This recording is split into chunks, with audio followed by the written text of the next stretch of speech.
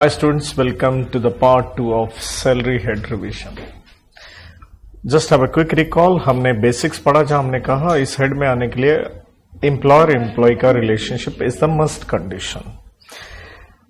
15 में हमने कहा salary chargeable to tax on due और receipt basis whichever is earlier. 16 में 3 डिडक्शन है, लेकिन ध्यान दीजिएगा स्टैंडर्ड दोनों स्कीम में है. ओटीआर डीटीआर 50,000 रुपए 75,000.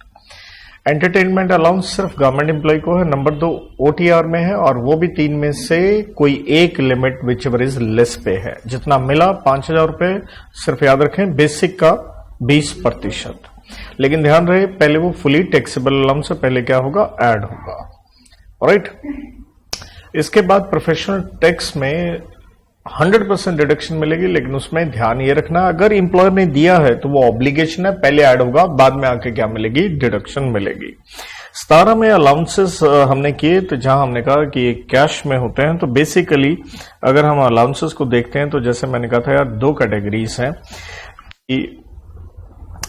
एक है जहां को दरअसल किसी से रिलेटेड मिल रहा है, आप कोई ड्यूटी निभा रहे हैं उससे रिलेटेड, और दूसरा जैसे मैंने कहा था आपको उससे कुछ क्या मिलने वाला है, कोई पर्सनल बेनिफिट आपको मिलेगा. तो दरअसल हमने अलाउंसेस को 3 कैटेगरी में ब्रेक किया. मेन एक हमने एग्जम्प्टेड की बात करी, जहां हमने कहा कि भाई ओटीआर में तो जजेस वगैरह सारा हो गया, चाहे डीटीआर हो उसमें 10 का 7 में फॉरेन अलाउंस भी एग्जम्प्ट हुआ. इसके अलावा हमने कहा कि एक नेगेटिव कैटेगरी जरूर हम क्रिएट करेंगे, फुली टैक्सेबल. जो इसमें नहीं आए वो पूरे टैक्सेबल होंगे. पार्शली एग्जम्प्ट वाली जो कैटेगरी थी उसमें एचआरए हमने बेस बनाया था, खास करके सैलरी का मीनिंग जानने के लिए. बीडी सिगरेट बेसिक, लेकिन ध्यान रहे डीए इंटरेस्ट, मतलब मैंने हर जगह आपके लिए, क्योंकि अगर आप ये गलती ना करें तो बेहतर होगा, जहां जहां मैंने ये डीए इंटरेस्ट लिखा है उसका मतलब है कि वो डीए क्या कर रहा है, एंटर्स इनटू व्हाट आप पे कहें या आप क्या कहें, रिटायरमेंटल बेनिफिट्स कहें या आप उसे क्या कहें, under terms of employment.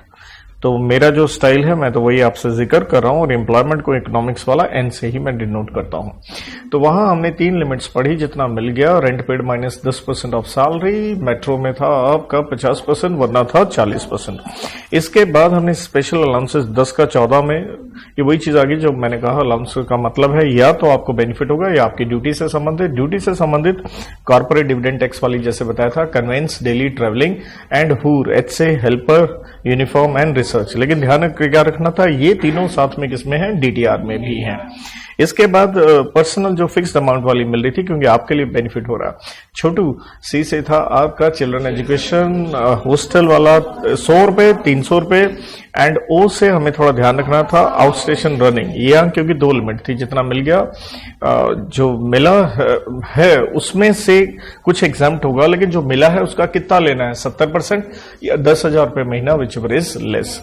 T वाला इंपॉर्टेंट था क्योंकि ट्रांसपोर्ट वाले में क्या हुआ, अगर हैंडीकैप्ड है तो एग्जाम्पशन है 3200 की, और वो एग्जाम्पशन डीटीआर में भी है. छोटू हट नाम से था, बाकी मैं इतना नहीं जाऊंगा.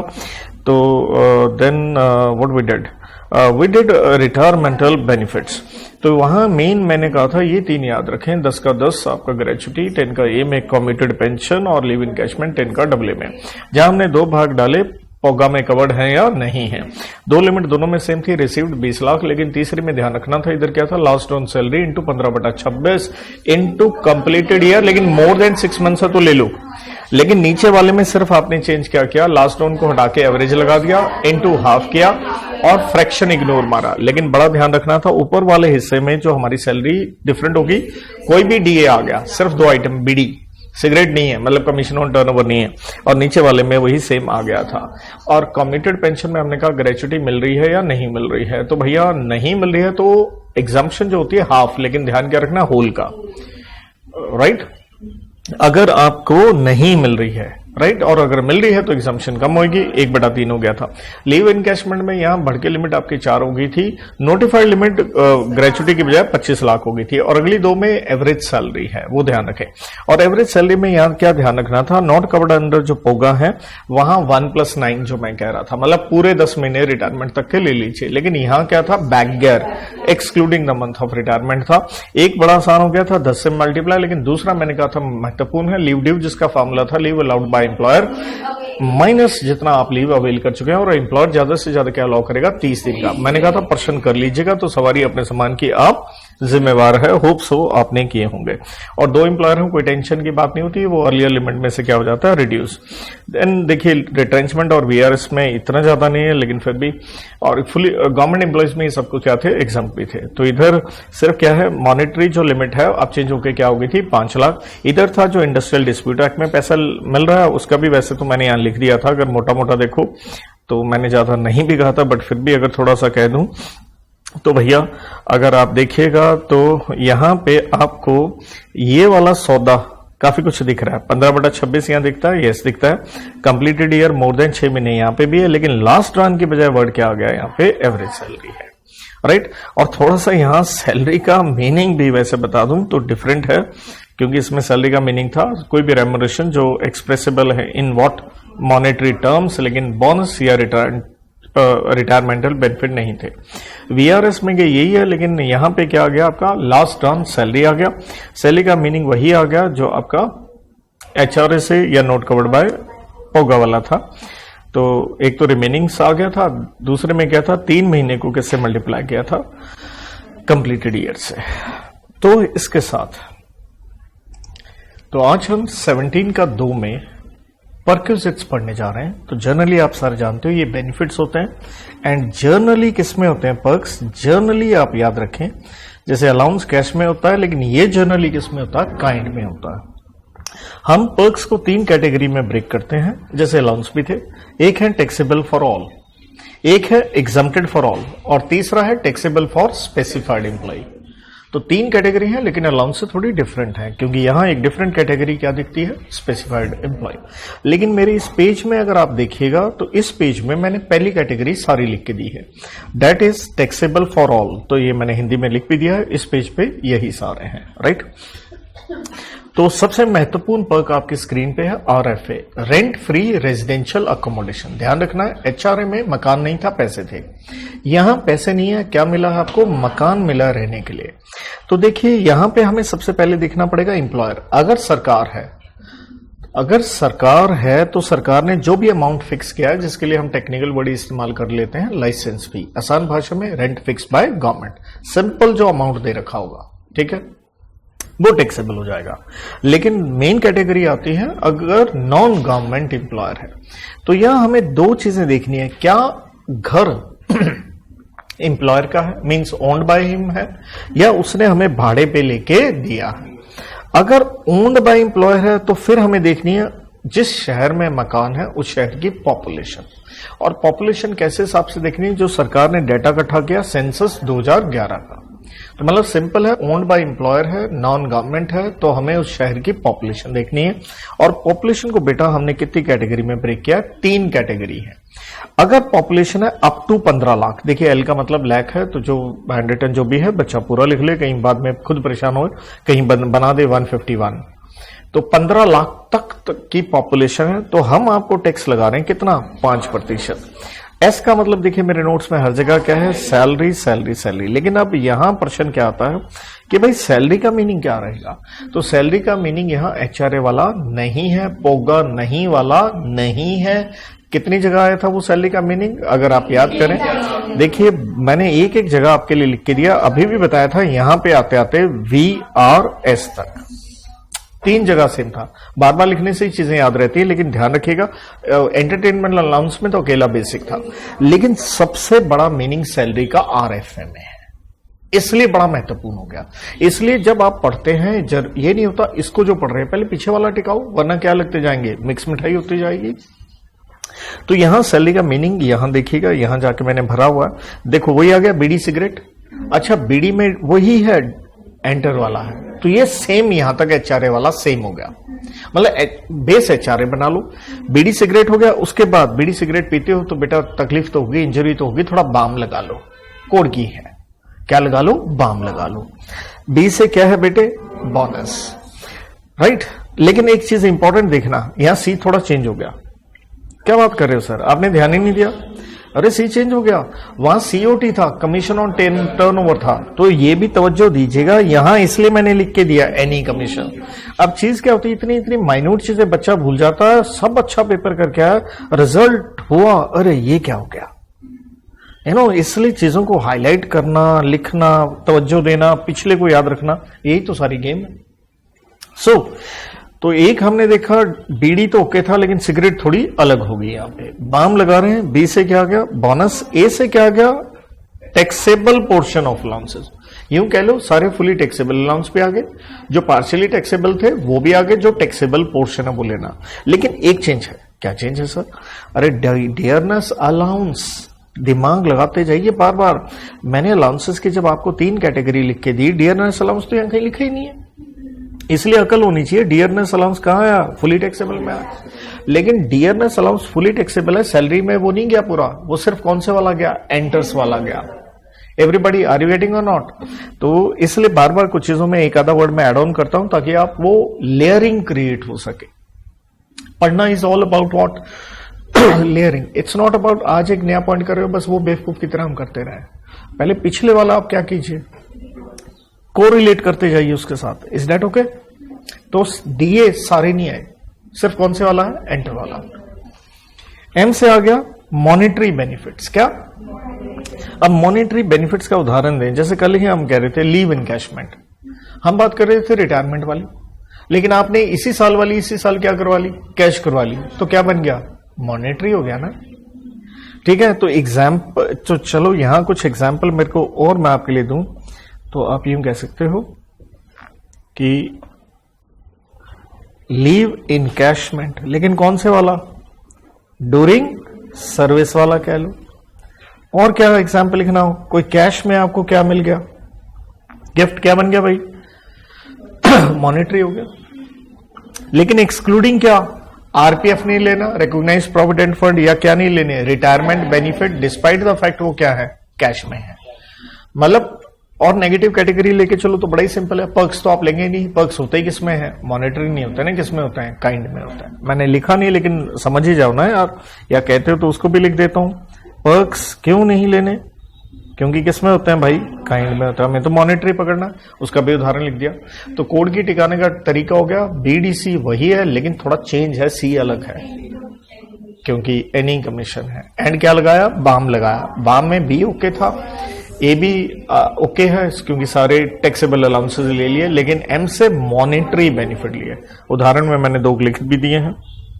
आइए आगे, तो 15 लाख तक की पॉपुलेशन है तो टैक्सेबल वैल्यू क्या है, 5% ऑफ सैलरी। मतलब आरएफए में कहानी क्या होगी, सबसे पहले क्या निकालो, सैलरी निकालो। नंबर 2, अगर पॉपुलेशन है 15 लाख से ज्यादा, 15 लाख से ज्यादा एंड अप टू कितना, 40 लाख, ये इकट्ठा ही है भाई सौदा, कहीं इसको आप अलग मत कर देना भगवान के लिए, राइट। कहो तो मैं एक डब्बा साइज का यूं बना दूं, ये सारा सौदा क्या है भाई, इकट्ठा ही है, 3 चीजें हैं। तो ये है अप टू 40 लाख है, तो टैक्सेबल वैल्यू क्या हो गई, बढ़ गई, क्योंकि बड़ी सिटी आ गई, बड़ी सिटी आ गई मतलब पॉपुलेशन ज्यादा हो गई, तो यूं कह लीजिए टैक्सेबल वैल्यू बढ़ के कितनी हो रही है, 7.5%। और अगर पॉपुलेशन है किससे ज्यादा, 40 लाख से ज्यादा है, तो कितना हो गया, 10%। हमने ये सीख लिया 3 स्लैब है, अगर हाउस ओन्ड बाय एम्प्लॉयर है वो पॉपुलेशन पे कहानी है, 3 स्लैब पॉपुलेशन आधारित है, 2.5% पे बढ़ रही है, 5 से स्टार्ट हो रही है, 5, 7.5, 10, 15 लाख तक, फिर उसके बाद 40 लाख तक, फिर 40 लाख से ज्यादा। सैलरी का मतलब कोड की भी बना दिया, बीड़ी सिगरेट पीने के बाद बाम लगाओ, लेकिन थोड़ी यहां सिगरेट अलग है क्योंकि वो कोई भी कमीशन है, जैसे कमीशन ऑन प्रॉफिट कह लो। इसके बाद बेटा आता, अगर माना नॉन गवर्नमेंट है, एम्प्लॉयर ही मकान दे रहा है लेकिन उसके द्वारा क्या है, हायर्ड है, किराए पे लेके दे रहा है, तो बहुत ही सिंपल वैल्यू है, अगले का जितना किराया लग रहा है वही आपको क्या होना चाहिए, टैक्सेबल। इसलिए हमने क्या कह दिया, रेंट पेड, लेकिन ऐसा हमने नहीं कहा, हमने 2 लिमिट लगा दी, या क्या लगा दी, 10%, मतलब ये 10% इधर नीचे आ गया, मतलब टिका लो हायर्ड है वही 10% आ गया, लेकिन कंपेयर किससे हो गया, रेंट पेड से हो गया। दोनों में से क्या ले लिया, विच एवर इज लेस ले लिया। ओके राइट, यहां कोई क्वेश्चन तो मेरे ख्याल में करवाने की जरूरत नहीं होगी, इतने में बात बन जाएगी, सारी सैलरी पे है।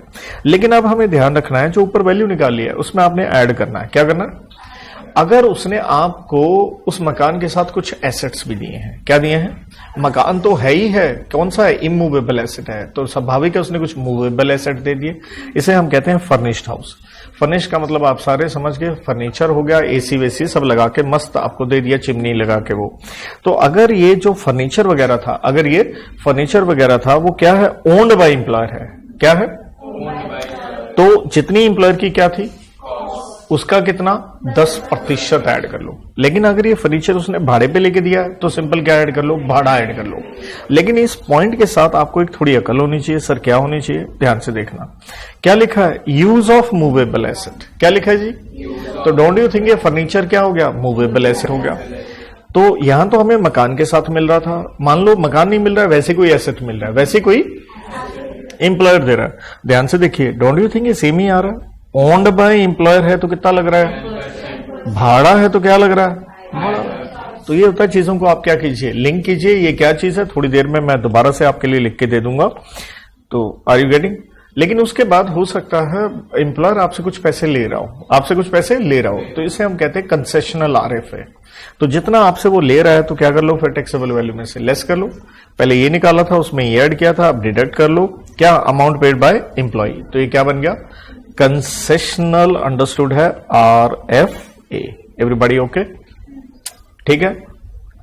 देन देखिए, हो सकता है आपका एम्प्लॉयर चाहे गवर्नमेंट है, चाहे कौन है, या क्या है, नॉन गवर्नमेंट है, और उसने आपको रुकने की सुविधा कहां दे दी, होटल में दे दी, कि मस्त होकर होटल में रहो। बड़ी बड़ी कंपनियों में आपको मस्त एंजॉय कराते हैं, होटल में रहो, कोई बात नहीं, साल भर रहो, तो है ना, कॉर्पोरेट्स में बड़े लेवल पे। ऐसी स्थिति में स्वाभाविक है टैक्सेबल वैल्यू क्या होनी चाहिए, बढ़नी चाहिए। तो हमने कहा पहली बात तो हम भेदभाव ही नहीं कर रहे एम्प्लॉयर में, गवर्नमेंट हो या नॉन गवर्नमेंट हो। तो जितना आप वहां होटल का चार्जेस हो रहा है उसको कंपेयर किससे कर रहे हैं हम, 24% बढ़ा दिया ना हमने अमाउंट, 24% ले लिया सैलरी का। लेकिन आगे क्या है, दोनों में से विच एवर इज लेस ही है। ओके, इसके बाद मान लीजिए आपकी कहीं ट्रांसफर हो गई, चंडीगढ़ से दिल्ली हो गई, राइट, और 15, लेकिन कितने दिन के लिए, 15 दिन के लिए क्या मिला आपको, फिर तो वो क्या होगा, फुली एग्जाम्प्ट। वो ऐसा क्यों होता है, चंडीगढ़ से दिल्ली गए तो दिल्ली में घर घुर लेने में समय लगता है, ये थोड़े कि सीधा पहुंच के ये रहा घर तुम्हारे लिए। तो इसलिए 15 दिन तक मस्त होकर कहां रहो, होटल में रहो, और 15 दिन तक कोई टैक्स नहीं लगाएंगे। स्वाभाविक है, अगर 15 दिन से ज्यादा है तो ये लिमिट्स आ गई। ओके और नॉट।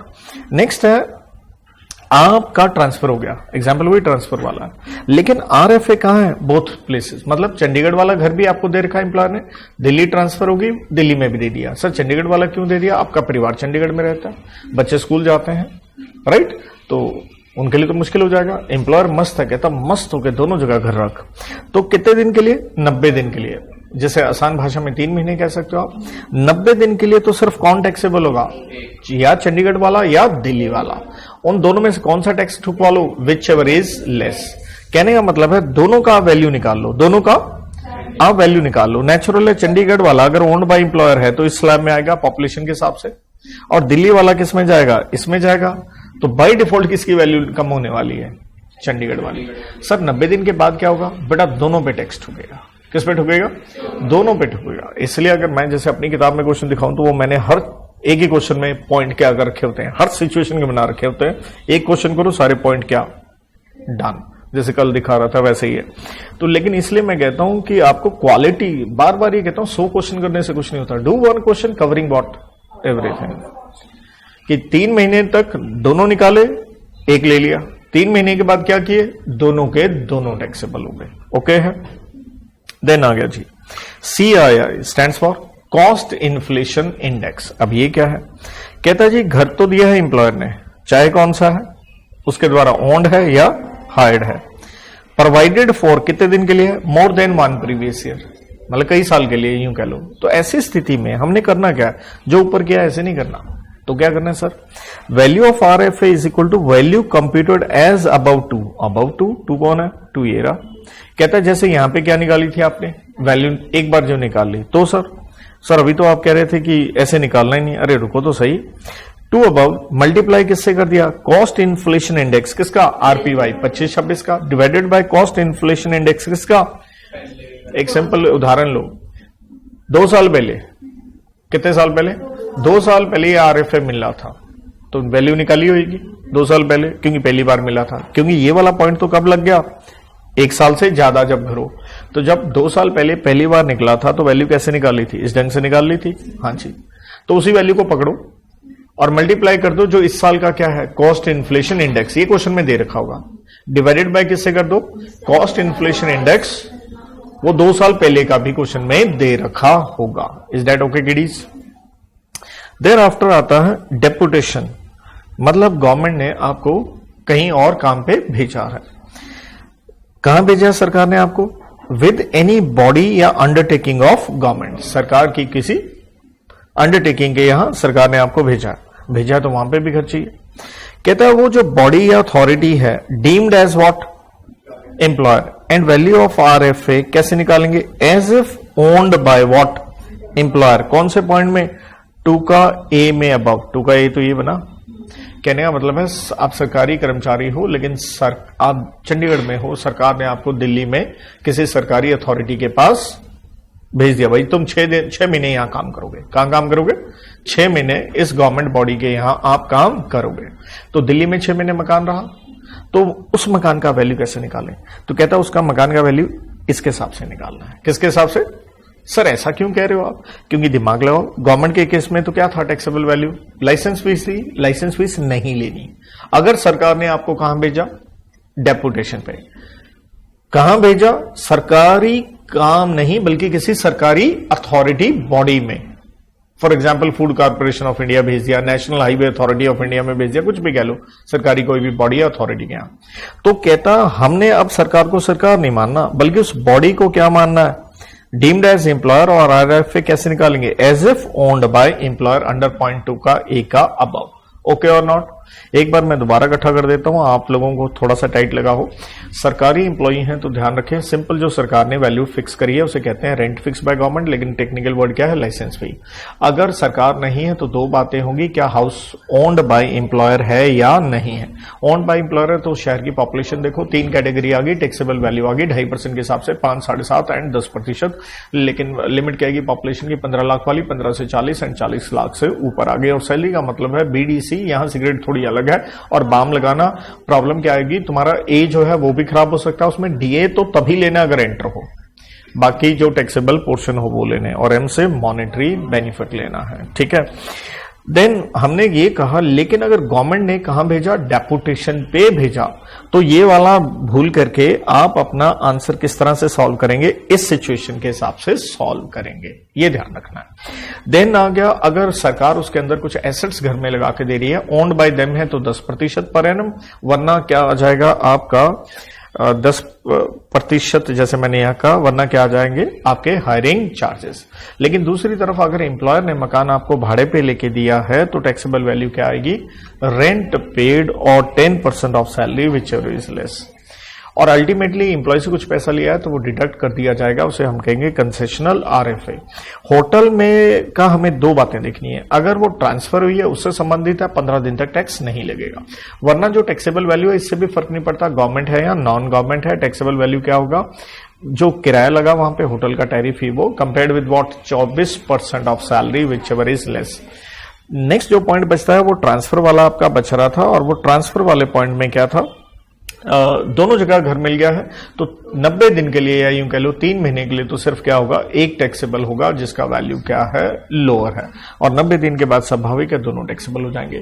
अगर आरएफए मिला है 1 बरस से ज्यादा तो यहां ध्यान दीजिएगा कॉस्ट इन्फ्लेशन इंडेक्स लगेगा, निकालने का तरीका डिफरेंट हो जाएगा।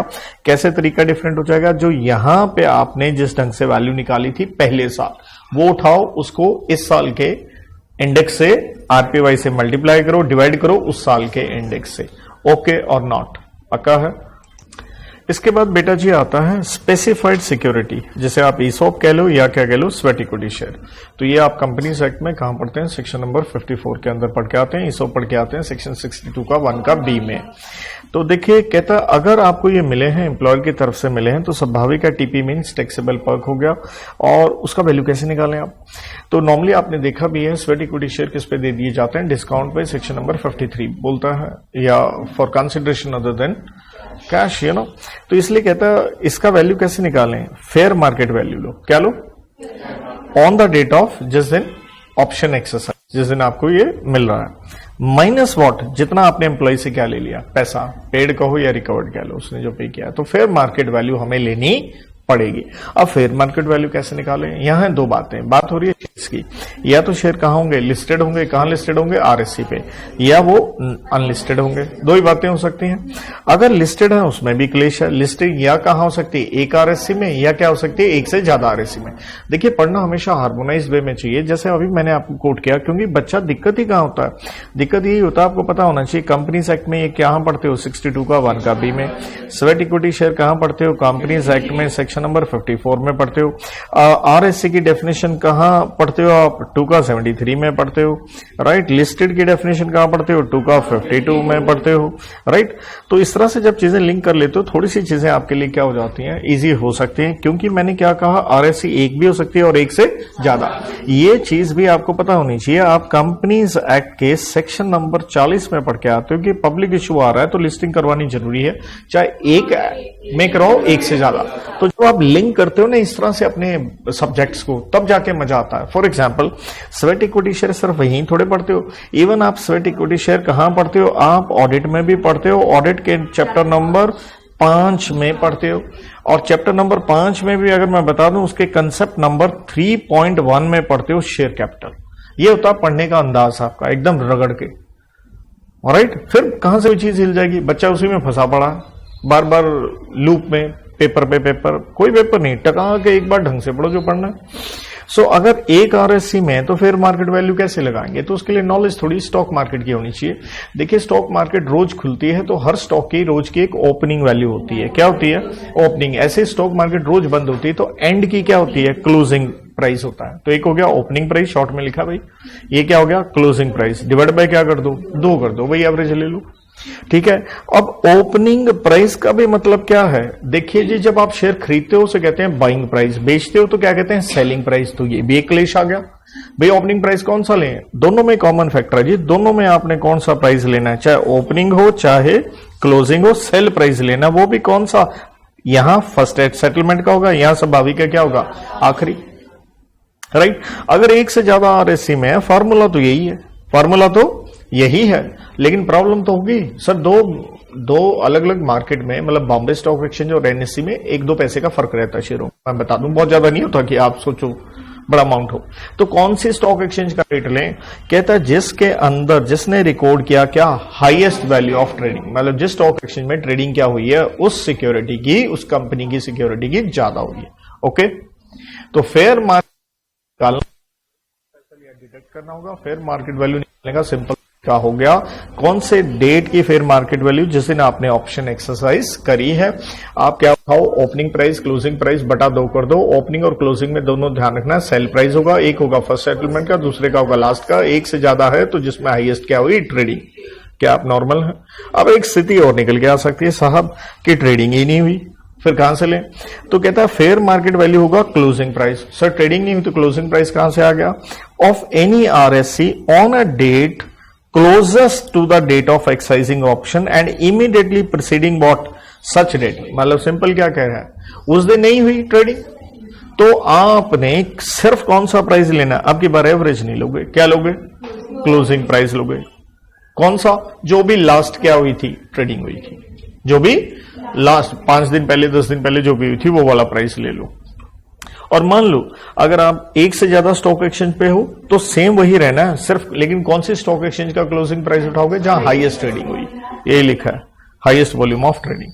अगर आप लिस्टेड ही नहीं हो तो भाई प्राइस कोई निकाल के देगा, कौन निकाल के देगा, मर्चेंट बैंक निकाल के देगा ऑन स्पेसिफाइड डेट, जिसका मतलब है सेम वही, डेट ऑफ एक्सरसाइजिंग ऑप्शन, या फिर date earlier than date of exercising of option but maximum what 180 दिन पहले, तो लिस्टेड नहीं है, फिर मार्केट वैल्यू तो निकालनी है। कौन निकाल के देगा? कोई फार्मूला नहीं। कौन निकाल के देगा? मर्चेंट बैंकर निकाल के देगा। कौन से दिन निकाल के देगा? Date of option, date of option. लेकिन फिर से वही चीज होगी ना, कोई ट्रेडिंग ट्रूडिंग ना हुई हो दिस एंड दैट, तो उसके हिसाब से भी आप लिंक करके कह सकते हैं कि ज्यादा से ज्यादा वो कौन सा दिन हो सकता है? 180 दिन पहले। मैंने कहा जी ओके, पक्का है। देखिए अब हम कह रहे हैं LIC प्रीमियम, आपकी पॉलिसी है, प्रीमियम कौन पे कर रहा है? एम्प्लॉयर। तो इसे हम कहते हैं obligation of employment by what, तो ये क्या होगा? Fully taxable. लेकिन अगर कई बार एम्प्लॉयर क्या लेके दे देता है आपके लिए? Group insurance. ग्रुप इंश्योरेंस समझ गए ना, सभी एम्प्लॉयज के लिए, तो वो तो सभी को बेनिफिट मिल रहा है, ठीक है, सभी के लेके दिया, वो टैक्सेबल नहीं होगा। तो बेटा जी इसके बाद, क्योंकि हम इस पेज पे पढ़ रहे थे, क्या पढ़ रहे थे? सारे टैक्सेबल पर्क्स। अब जो पर्क्स हैं वो एक हेडिंग में दे रहा हूं। क्या हेडिंग दे रहा हूं आपके सामने? Fringe benefit. और फ्रिंज बेनिफिट सिंपल भाषा में कहें तो यूं कह लो, कुछ एक्स्ट्रा आपको क्या मिल रहे हैं भाई? बेनिफिट मिल रहे हैं, इन एडिशन कुछ मिल रहा है, तो उसको हम कह देते हैं फ्रिंज बेनिफिट। तो ये किसको मिल रहे हैं? यहां पे हेडिंग में देखिए मैंने लिख के दिया, या तो एम्प्लॉय को मिल रहे होंगे या उसके घर के सदस्य को मिल रहे होंगे। तो इसके अंदर हम पहला पढ़ रहे हैं कौन सा? इंटरेस्ट फ्री या कंसेशनल लोन मिल रहा है। मतलब एम्प्लॉयर आपको लोन दे रहा है या तो ब्याज ले ही नहीं रहा, या मान लो मार्केट में ब्याज है 10%, वो आपसे कितना ले रहा है? 6%। तो यार आपको तो फायदा हो ही रहा है ना 4% का, तो ये फुली टैक्सेबल है। तो इसलिए टैक्सेबल वैल्यू कैसे निकालें? कहता अब वो कौन सा इंटरेस्ट ले? यार आजकल आप देखते हो हर बैंक का रेट ऑफ इंटरेस्ट क्या होता है? अलग होता है। तो इन्होंने क्लियर कर दिया, कौन सा लो? सरकारी बैंक SBI का। SBI का रेट ऑफ इंटरेस्ट लो। कब लो? साल के शुरू में 1/4/25 को। मान लो 10% है, माइनस कर लो any rate charged if any. मतलब मान लो एम्प्लॉयर ने चार्ज किया 6%, तो टैक्सेबल क्या हो गया? 4। एम्प्लॉयर ने चार्ज ही नहीं किया कोई, तो कितना टैक्सेबल हो गया? 10। अरे गॉट और नॉट। कंप्यूटेशन कैसे करनी है on maximum outstanding monthly balance? अब ये क्या है बच्चे, यहां पे गलती करते ही करते हैं। तो मैं एक सिंपल उदाहरण देता हूं आपको। देखो जी, अपना RPY कहां से स्टार्ट हुआ जी? RPY 1/4/25 से स्टार्ट हो गया जी, और 31 मार्च 26 तक गया। ठीक है, फटाफट गोली की स्पीड से बता रहा हूं क्योंकि मेरे को भी रिवीजन आपको करवानी है। मान लो यारो, आसान क्वेश्चन तो यूं हो जाता है, पूरा का पूरा साल हो। टफ क्वेश्चन कहां होता है? मान लो जी लोन लिया ही कब है? लोन लिया ही 1/8/25 को है। ठीक है, मान लो 10 लाख का लिया है। क्लियर? और हम क्या कर रहे हैं जी? हर महीने रीपे कर रहे हैं 50,000 रुपए। कितने? अगर मान लो रीपे नहीं कर रहे फिर तो बहुत ही आसान हो जाता।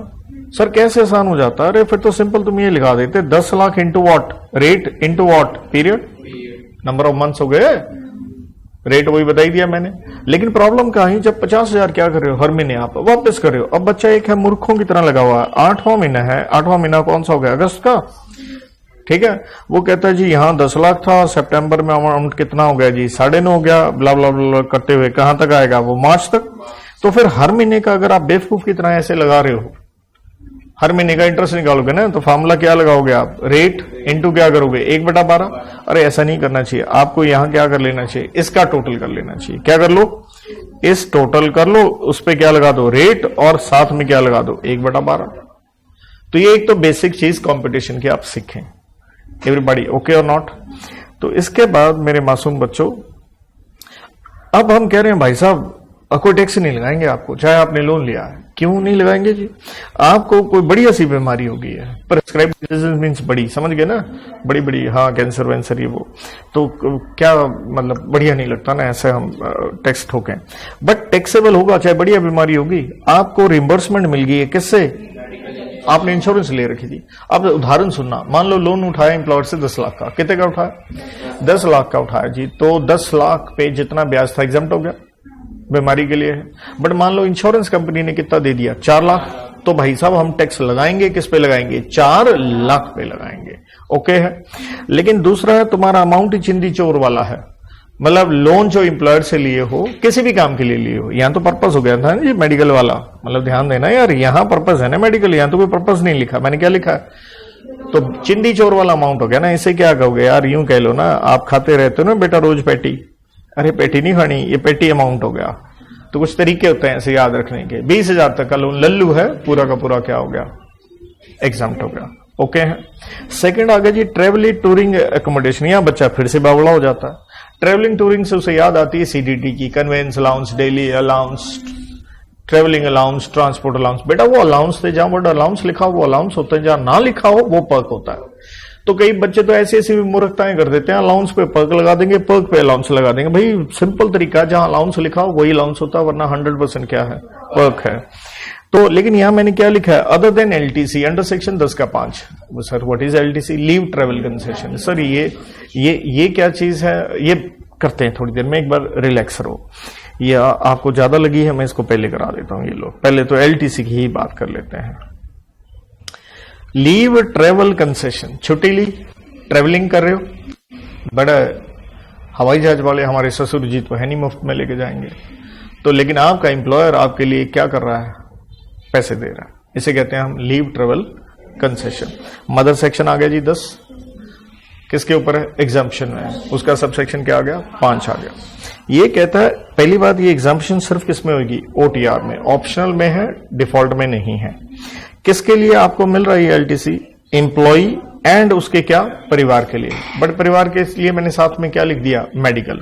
मतलब सर समझे नहीं हम, देखो जी एक होता है आपका मेन परिवार, कौन होता है आपका मेन परिवार। मेन परिवार होता है बेटे आपने गलती की और मिलके कुछ गलतियां करी, बोले तो स्पाउस एंड बच्चे।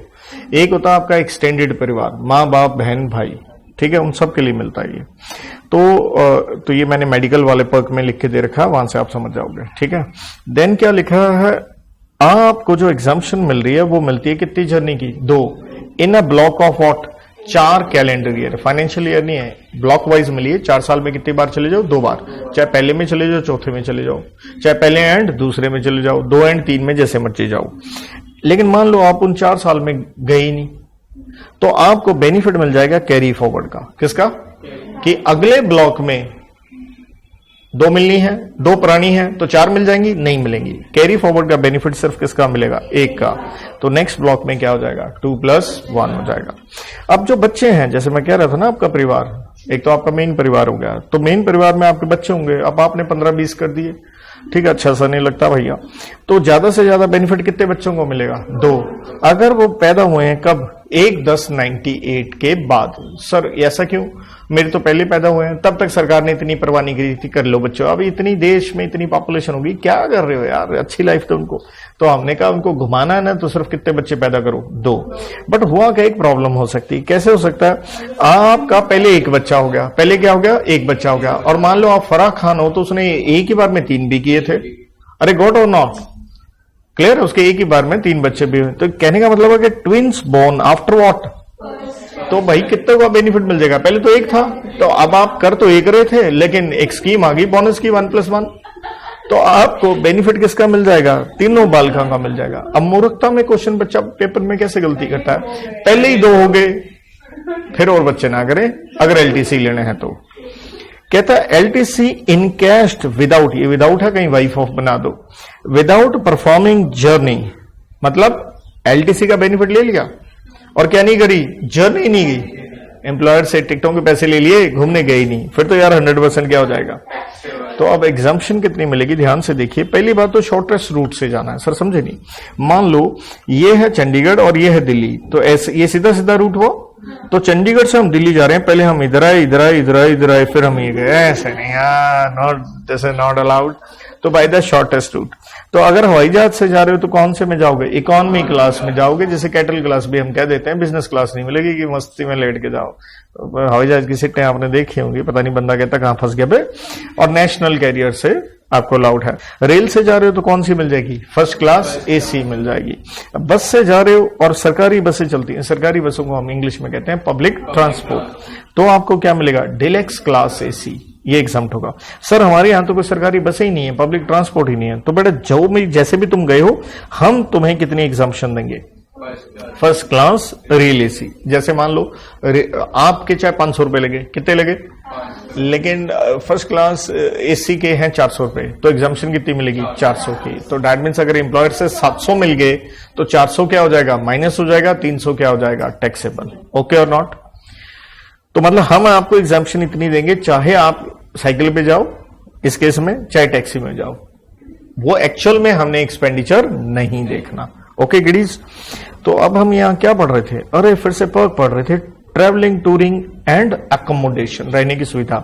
लेकिन हम यहाँ बात किसकी नहीं कर रहे हैं, एलटीसी। पहली बात तो मत भूलो, एलटीसी सिर्फ ओटीआर में होता है। तो कहता है TP, sir what is TP? बहुत मासूम बच्चे हैं आप, मर जाने कितनी बार मैं लिखूंगा दिस इज टैक्सेबल पर्क, कहीं ना कहीं तो मैंने लिख ही दिया होगा, तो मेरे नोट्स में कहीं ना कहीं मिल जाएगा, ठीक है। तो थोड़ा सा दिमाग आप भी लगाओ, क्योंकि law is nothing but common sense. बाकी मैं समझता हूं हमारे बच्चों को बहुत मासूम है। सो आपका टैक्सेबल पर्क क्या हो गया, एक्सपेंसेस इनकर्ड बाय व्हाट। अरे एम्प्लॉयर आपको क्या करवा रहा है, घूमी घूमी, तो जितना उसका खर्चा हुआ वो आपके लिए क्या हो जाएगा, टैक्सेबल हो जाएगा। यहां एलटीसी की बात नहीं हो रही। और नंबर 2 हम क्या कह रहे हैं, टू पर्टिकुलर एम्प्लॉय, मतलब आपको ही लेके जा रहा है, इसलिए तो हम टैक्स ठोक रहे हैं, कुछ खास हो आप। सो कहता अब टैक्सेबल वैल्यू कैसे निकालेंगे, value at which facility offered by other agencies to what, तो मतलब जितना भी वो खर्चा होता है वो टैक्सेबल हो जाएगा। तीसरा पॉइंट क्या है, आप कहां जा रहे हो, ऑफिशियल टूर पे, तो फिर तो कोई पर्क हुआ ही नहीं, ये तो ऑफिस के काम पे जा रहे हो। लेकिन आपके साथ आपकी मोहतरमा भी चल दी, वो कहती मैं भी सिंगापुर जाऊंगी, इसी बहाने देखाऊंगी। But member of household accompanying, तो टैक्सेबल वैल्यू क्या हो जाएगी, expenses incurred on such member, तो बीवी वाला खर्चा टैक्सेबल होगा, हस्बैंड का नहीं होगा। ओके है। देन आ गया ऑफिशियल टूर पे गए हो सिंगापुर 4 दिन के लिए, 4 दिन काम करते रहे गधे की तरह। अब आपने कहा एक बार सिंगापुर तो देखा है, यहाँ क्या है सिंग मतलब व्हाटएवर, समझ गए। तो आपने अपना टूर क्या कर लिया, एक्सटेंड कर लिया 2 दिन के लिए। तो जो एक्सटेंडेड एज वेकेशन है तो टैक्सेबल पर क्या जाएगा, expenses on extended period of stay. चारों के चारों अलग अलग जो भी पॉइंट्स हैं उनमें से अगर आप एम्प्लॉयर ने एम्प्लॉय से क्या ले लिए हैं, कुछ पैसे ले लिए हैं, तो स्वाभाविक है आपको पर्क क्या मिला, कंसेशनल मिला, वो क्या हो जाएगा, रिड्यूस हो जाएगा। इज दैट ओके और नॉट, पक्का है। तो चलिए इसके बाद अपनी कहानी आई पॉइंट नंबर सी पे, क्या मिल रहा है आपकी बात, फ्री में या कंसेशनल खाना। दारू का मत सोचिएगा, क्योंकि खाने पीने के चक्कर में आप रहते हैं, पी लीजिए, लेकिन सिर्फ क्या पीने को मिलेगा, नॉन अल्कोहलिक बेवरेजेस। जहां दारू आ गई टैक्सेबल हो जाएगा। तो यहां पे हम क्या कह रहे हैं, एग्जाम्पशन। पहली बात तो ये भी कहा है सिर्फ ओटीआर में, एक एलटीसी आया था और एक क्या आ गया, खाना पीना आ गया। कहता आपको ये खाना पीना कब मिला, ड्यूरिंग वर्किंग आवर्स। वर्ड क्या है, वर्किंग आवर्स, आप पूरा लिख लेना। और खाना कहां खा रहे हो, ऑफिस प्रेमिसेस में खा रहे हो। यार काम कर रहे हो तो खाओगे तो सही, लेकिन ये थोड़े कहीं चल दिए चलो देखते हैं कौन सा होटल अच्छा, मर जाने घूमने आए वो, ठीक है। और through out paid voucher, paid voucher का मतलब क्या होता है, किसी ईटिंग जॉइंट पे एम्प्लॉयर ने कहा यहां आप जाके खा सकते हो, तो वाउचर दे रखे हैं, खाना खाए वाउचर पकड़ा है। तो ये नॉन ट्रांसफरेबल होना चाहिए। नॉन ट्रांसफरेबल ये नहीं मिला आपको, खाना खाने आपकी सहेली जा रही है ना, सिर्फ ये आपके लिए है, एक्सक्लूसिव फॉर आपके लिए है। लेकिन अब ध्यान दीजिए, एग्जम्पशन कब मिल रही है, अगर उसका वैल्यू पर मील कितना रुपए तक है, 50 रुपए। आप कहोगे क्या ये चिंदी चौर 50 रुपए में क्या मिलता है खाने को, इसलिए टोटल बकवास है। इसलिए आप जब नया एक्ट देखेंगे तो उसकी लिमिट्स बढ़ाई गई हैं। तो फिलहाल तो इसी को पढ़ो। सर आपको मिल रही है, खाना नहीं मिल रहा, क्या मिल रहा है, चाय और स्नैक्स। कब मिल रहे हैं, वर्किंग आवर्स में, वो भी एग्जाम्प्ट होगा, right. Free food and non alcoholic beverage है ये, ठीक है। ये भी कहीं बना दो, पता नहीं क्या, अमिताभ बच्चन। तो अगेन क्या हम कह रहे हैं, वर्किंग आवर्स में कहा, लेकिन आपकी बार खाना कहां मिल रहा है, रिमोट या ऑफशोर एरिया। रिमोट या ऑफशोर एरिया मतलब मान लीजिए किसी गांव में, जंगलात में फैक्ट्री का प्लांट था, वहां चले गए, ना कोई होटल है ना रेस्टोरेंट है, फिर आपके ऊपर कौन सी लिमिट नहीं लगने वाली, 50 की नहीं लगेगी, फिर तो पूरी तरह से क्या है, एग्जाम्प्ट है। ठीक है जी, ओके है, रिपीट करने की आवश्यकता तो नहीं। ओके, अब है गिफ्ट वाउचर या टोकन। गिफ्ट है, एम्प्लॉयर दे रहा, वाउचर है, दे दिया, जाओ जाके लाइफस्टाइल से क्या ले लो, कपड़े ले लो, समथिंग लाइक दैट। कहता है एग्जाम्प्टेड अगर उसकी वैल्यू कितनी है, 5000। तो सर अगर 5000 से ऊपर क्या होगा, यहाँ ऑप्शन है भाई, या तो क्या होगा फुली टैक्सेबल, मान लो उसकी वैल्यू है 8000, तो कितना टैक्स लगवा लो, 8।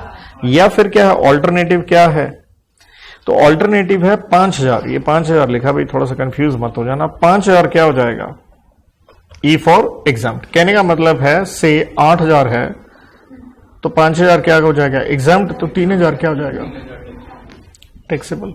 ओके और नॉट। अब पर्सन है इस ऑल्टरनेटिव से तो नॉनसेंस चीज हुई, तो नेचुरल हर इंसान किस पे जाएगा ऑल्टरनेटिव पे। मतलब मेन है सीबीडीटी ने सर्कुलर दे रखा है ये 5,000 क्या करवा लो एग्जाम्प्ट, लेकिन आईसीआई ने आपके मॉड्यूल में कैसे किया दोनों तरह से आंसर किए हुए हैं, तो इसलिए बेस्ट तो कौन सा है सेकंड है, आप पेपर में चाहे दोनों तरीके से कराएं। क्रेडिट कार्ड है जी, अगर ये मिला किसके लिए OP stands for official purpose, फिर तो कोई पर्क ही नहीं हुआ। पर्क का मतलब ही क्या है बेनिफिट पर्सनल, फिर तो टैक्सेबल हो ही नहीं सकता। टैक्सेबल पर्क टीपी वही आगे बोल, अगर आपके लिए मिला तो टैक्सेबल होगा, तो कितना होगा मेंबरशिप या एनुअल फीस जो उसकी है माइनस वॉट वही कंसेशनल। तो समझ गए ना, कार्ड मिला उसकी जो फीस फूस है, क्योंकि कार्ड लेके दिया उससे खरीदोगे वो थोड़े आपको दे रहा है, राइट, फिर तो आप पता नहीं कितने करोड़ों का खरीद जाओगे, राइट। देन आ गया क्लब की सुविधा, सेम ऊपर वाला सेम क्रेडिट कार्ड वाला, बट मान लो क्लब की सुविधा किसको दे रखी है सभी एम्प्लॉयज को, फिर क्या हो जाएगा फुली एग्जाम्प्ट। ओके, तो थोड़े जो नोट्स बने हैं देखिए, क्योंकि मैं पेज का पूरा क्या करता हूं सदुपयोग, तो इसलिए कौन सा पॉइंट चल रहा था फ्रिंज बेनिफिट चल रहा,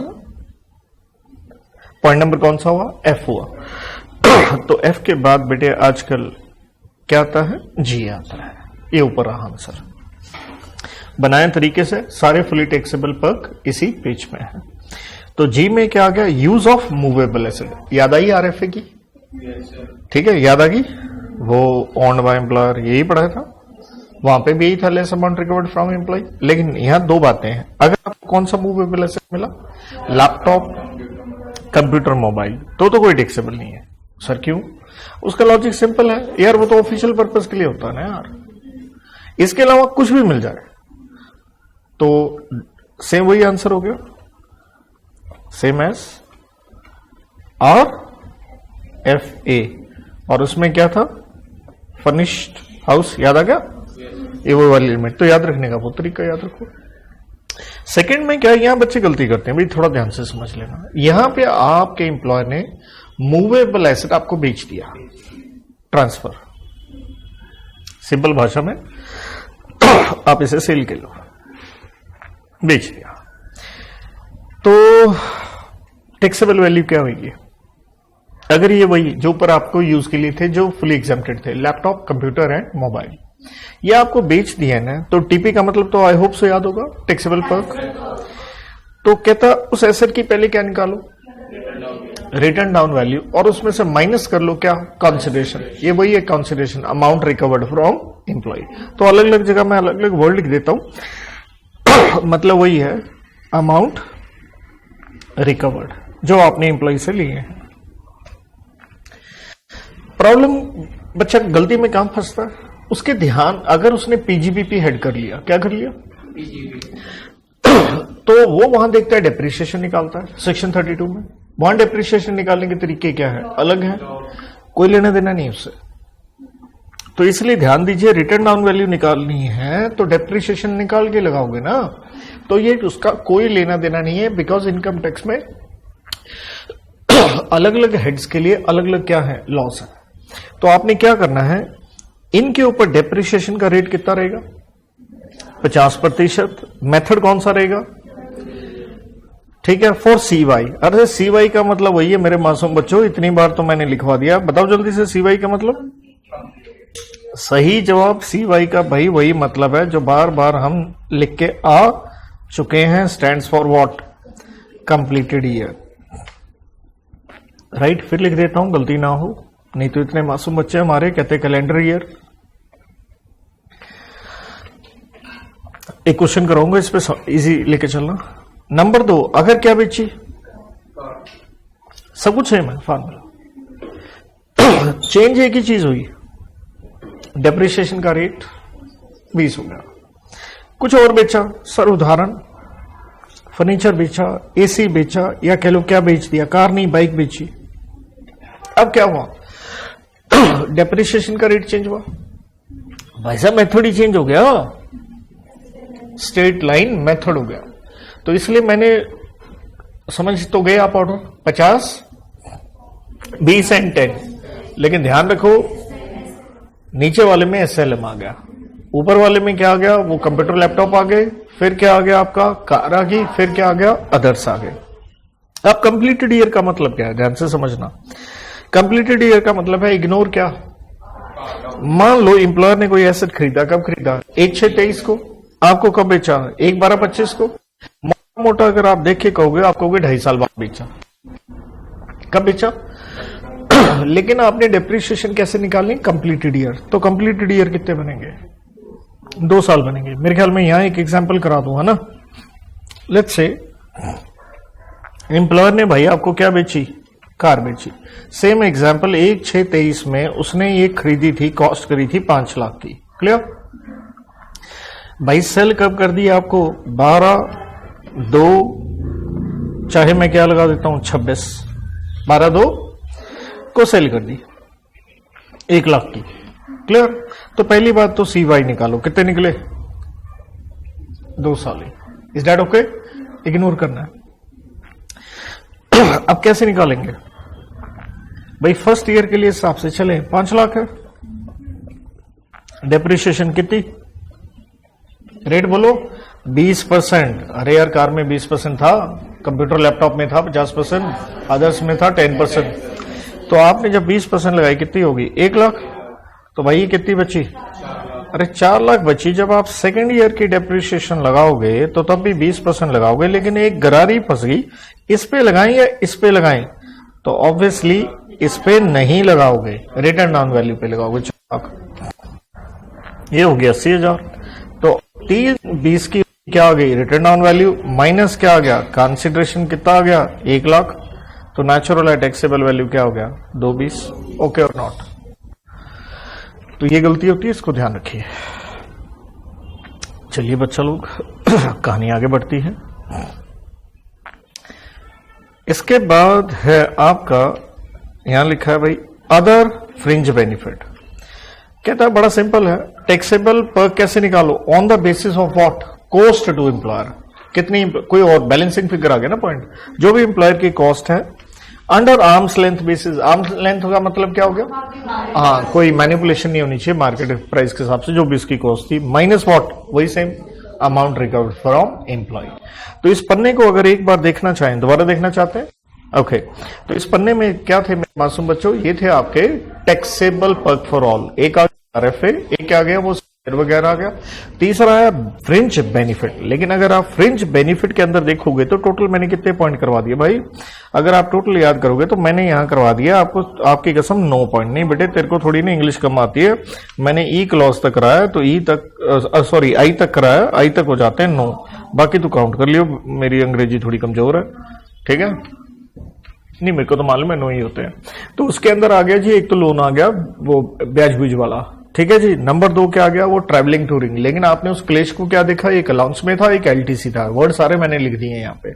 नंबर 3 आ गया ये खाना पीना, लेकिन वो 50 रुपए वाली लिमिट वाला ही था। देन आ गया गिफ्ट वाला, उसमें 5,000 वाला, और ऊपर हो तो आप समझ गए क्या करना है। देन आ गया क्रेडिट कार्ड क्लब वाला, लल्लू था लेकिन अच्छी चीजें मूवेबल थी, एक थी यूज वाली, एक थी ट्रांसफर वाली।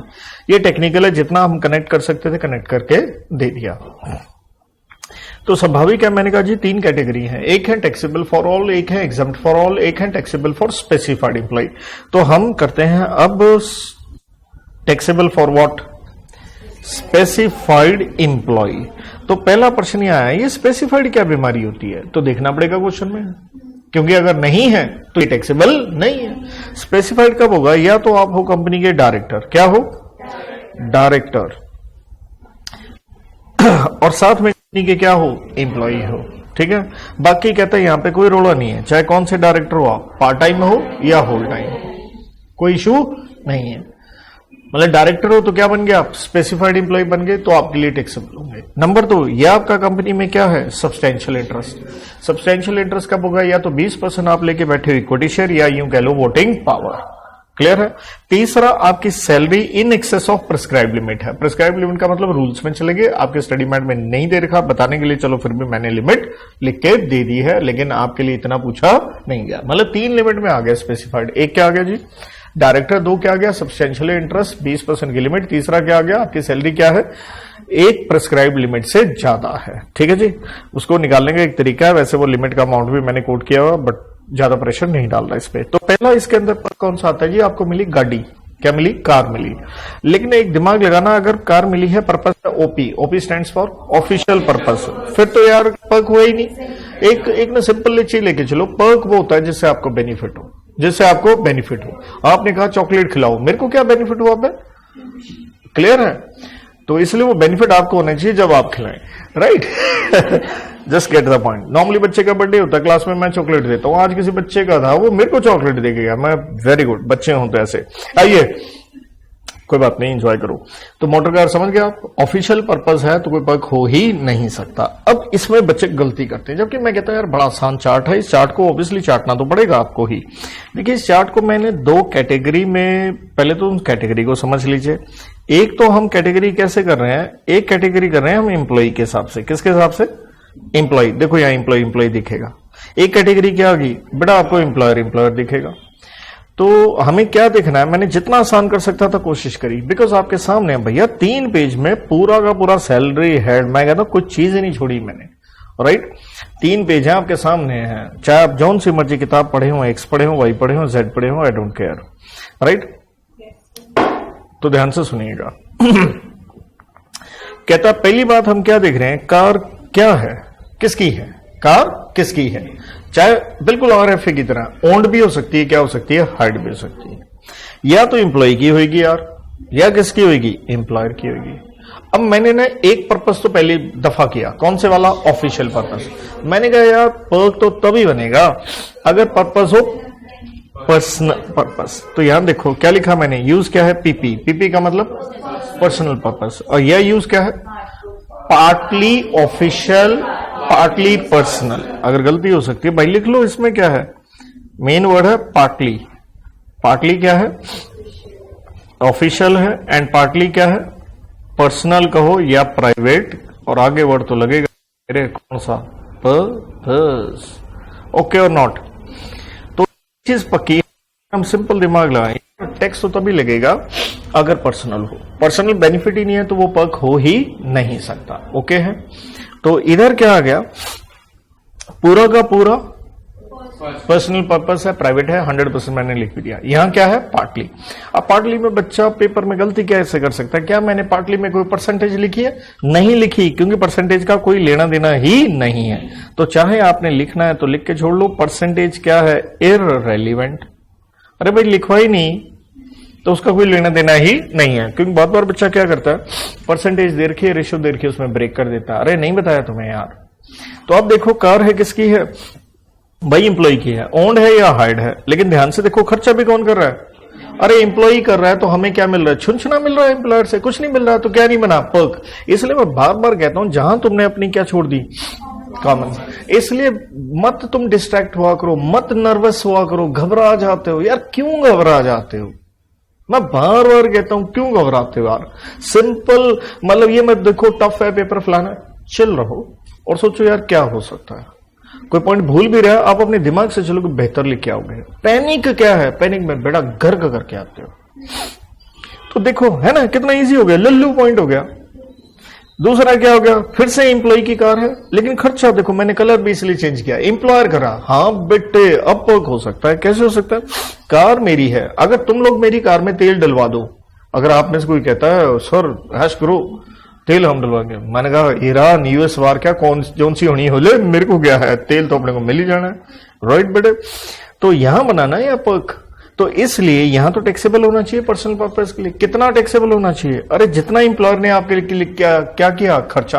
अब खर्चा किस चीज का आएगा यार, इतनी तो अकल होनी चाहिए ना, रनिंग एंड मेंटेनेंस। अरे दो ही होंगे, रनिंग मीन्स रनिंग, देखो बेटे रनिंग ये नहीं कि आप कार में से निकल के दौड़ना स्टार्ट कर दो, अरे बेटे तेल डालना है, और बेटे उसका साथ में क्या होगा, स्वाभाविक है मेंटेनेंस भी तो होगी, सर्विस होगी, आज ये टूट गया खराब हो गया, राइट, हम चला रहे हैं, टायर कहता मैं नहीं चलूंगा क्योंकि मैं पंचर हूं। तो एम्प्लॉय ने कहा कोई बात नहीं, हम है ना। हमने कहा वेरी गुड, ये बना पक गॉड और नॉट। मुझे बताओ क्या रॉकेट साइंस थी इसको याद करने में? ओहो मेरे को भूल रहा है। अरे चिल मारो यार, मैं तो नहीं याद करता इसको। मैं तो एक आधा पॉइंट जो टिकाना है वो याद रखता हूं कि यार ये कहीं गड़बड़ ना हो जाए, otherwise I go with common sense. अब यहां देखो, अगर ये पार्टली है, कौन है? तो कार हमारी है, लेकिन खर्चा तो कौन मीट कर रहा है? एम्प्लॉयर कर रहा है। तो ऑब्वियसली पर्सनल भी तो है, तो टैक्सेबल तो होना चाहिए। लेकिन परसेंटेज को आपने क्या कर दिया? इरेलीवेंट। अगर आप परसेंटेज ले लेते आंसर आसान हो जाता। क्यों? क्योंकि आप इसी खर्चे को तोड़ देते परसेंटेज में। लेकिन यहां लॉ ने कहा हमने परसेंटेज नहीं देखनी, हम तो डैश अमाउंट ठोकेंगे टैक्स के रूप में। हमने कहा ये तो याद करना पड़ेगा भाई। तो उन्होंने सबसे पहले क्या ले लिया? एक्चुअल खर्चा ले लिया। अब देखो यहां पे भी लॉजिक्स हैं, बहुत सिंपल से लॉजिक है। लिया एक्चुअल खर्चा, यही सेम का सेम जो एम्प्लॉयर ने किया, उसमें से माइनस कर दिया हमने 1800 रुपए। कितना माइनस कर दिया?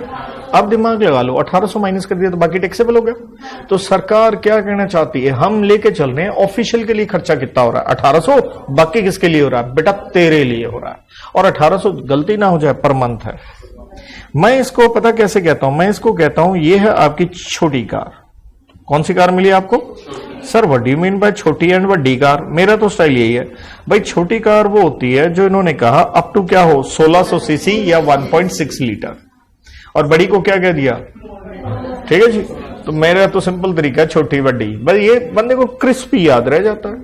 तो भाई छोटी कार है तो कितना माइनस हो जाएगा? ऑफिशियल के लिए हो गया ना, बाकी पर्सनल आ गया। बड़ी है तो कितना हो जाएगा? और आपको बेटे अगर शोहर मिला है, शोहर, अरे शोहर नहीं शॉफर, जिसको हम क्या कह देते हैं? ड्राइवर। ठीक है ना बेटे, एक ही बात है, क्लियर है? तो शॉफर वर्ड आ जाए, मैंने सान वर्ड लिखा भाई ड्राइवर। बच्चे हमारे मासूम है, वो शोहर के चक्कर में चलते हैं। तो ध्यान दो, ड्राइवर की भी तो तनख्वाह जाएगी। तो कार तो वो ऑफिशियल और पर्सनल दोनों के लिए चला रहा है। तो एक तरह से हमने ड्राइवर का भी ऑफिशियल खर्चा कितना मान लिया? 900। खुशी की बात है शोहर का रेट हर जगह ही 900 रुपए है। ये देखो ये आ गया ड्राइवर तुम्हारा, ये आ गया ड्राइवर। याद रखना क्या हो गया? सौखा हो गया, बस सिंपल। शोहर की औकात 900 रुपए, आई मीन शोफर की औकात। आर यू गेटिंग और नॉट?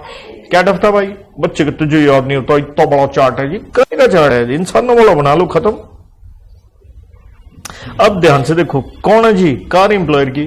और खर्चा भी कौन मेट कर रहा है? एम्प्लॉयर नहीं कर रहा। हाँ देखो बेटे, मेरे को मालूम था बेटा, इसलिए मैंने गोले गोले इसे बनाया, मेरे को मालूम बच्चा हमारे मासूम है। कार किसकी है? एम्प्लॉयर की। खर्चा कौन मीट कर रहा है? एम्प्लॉय। तो आप कह दो ये तो कोई पाक ही नहीं हुआ।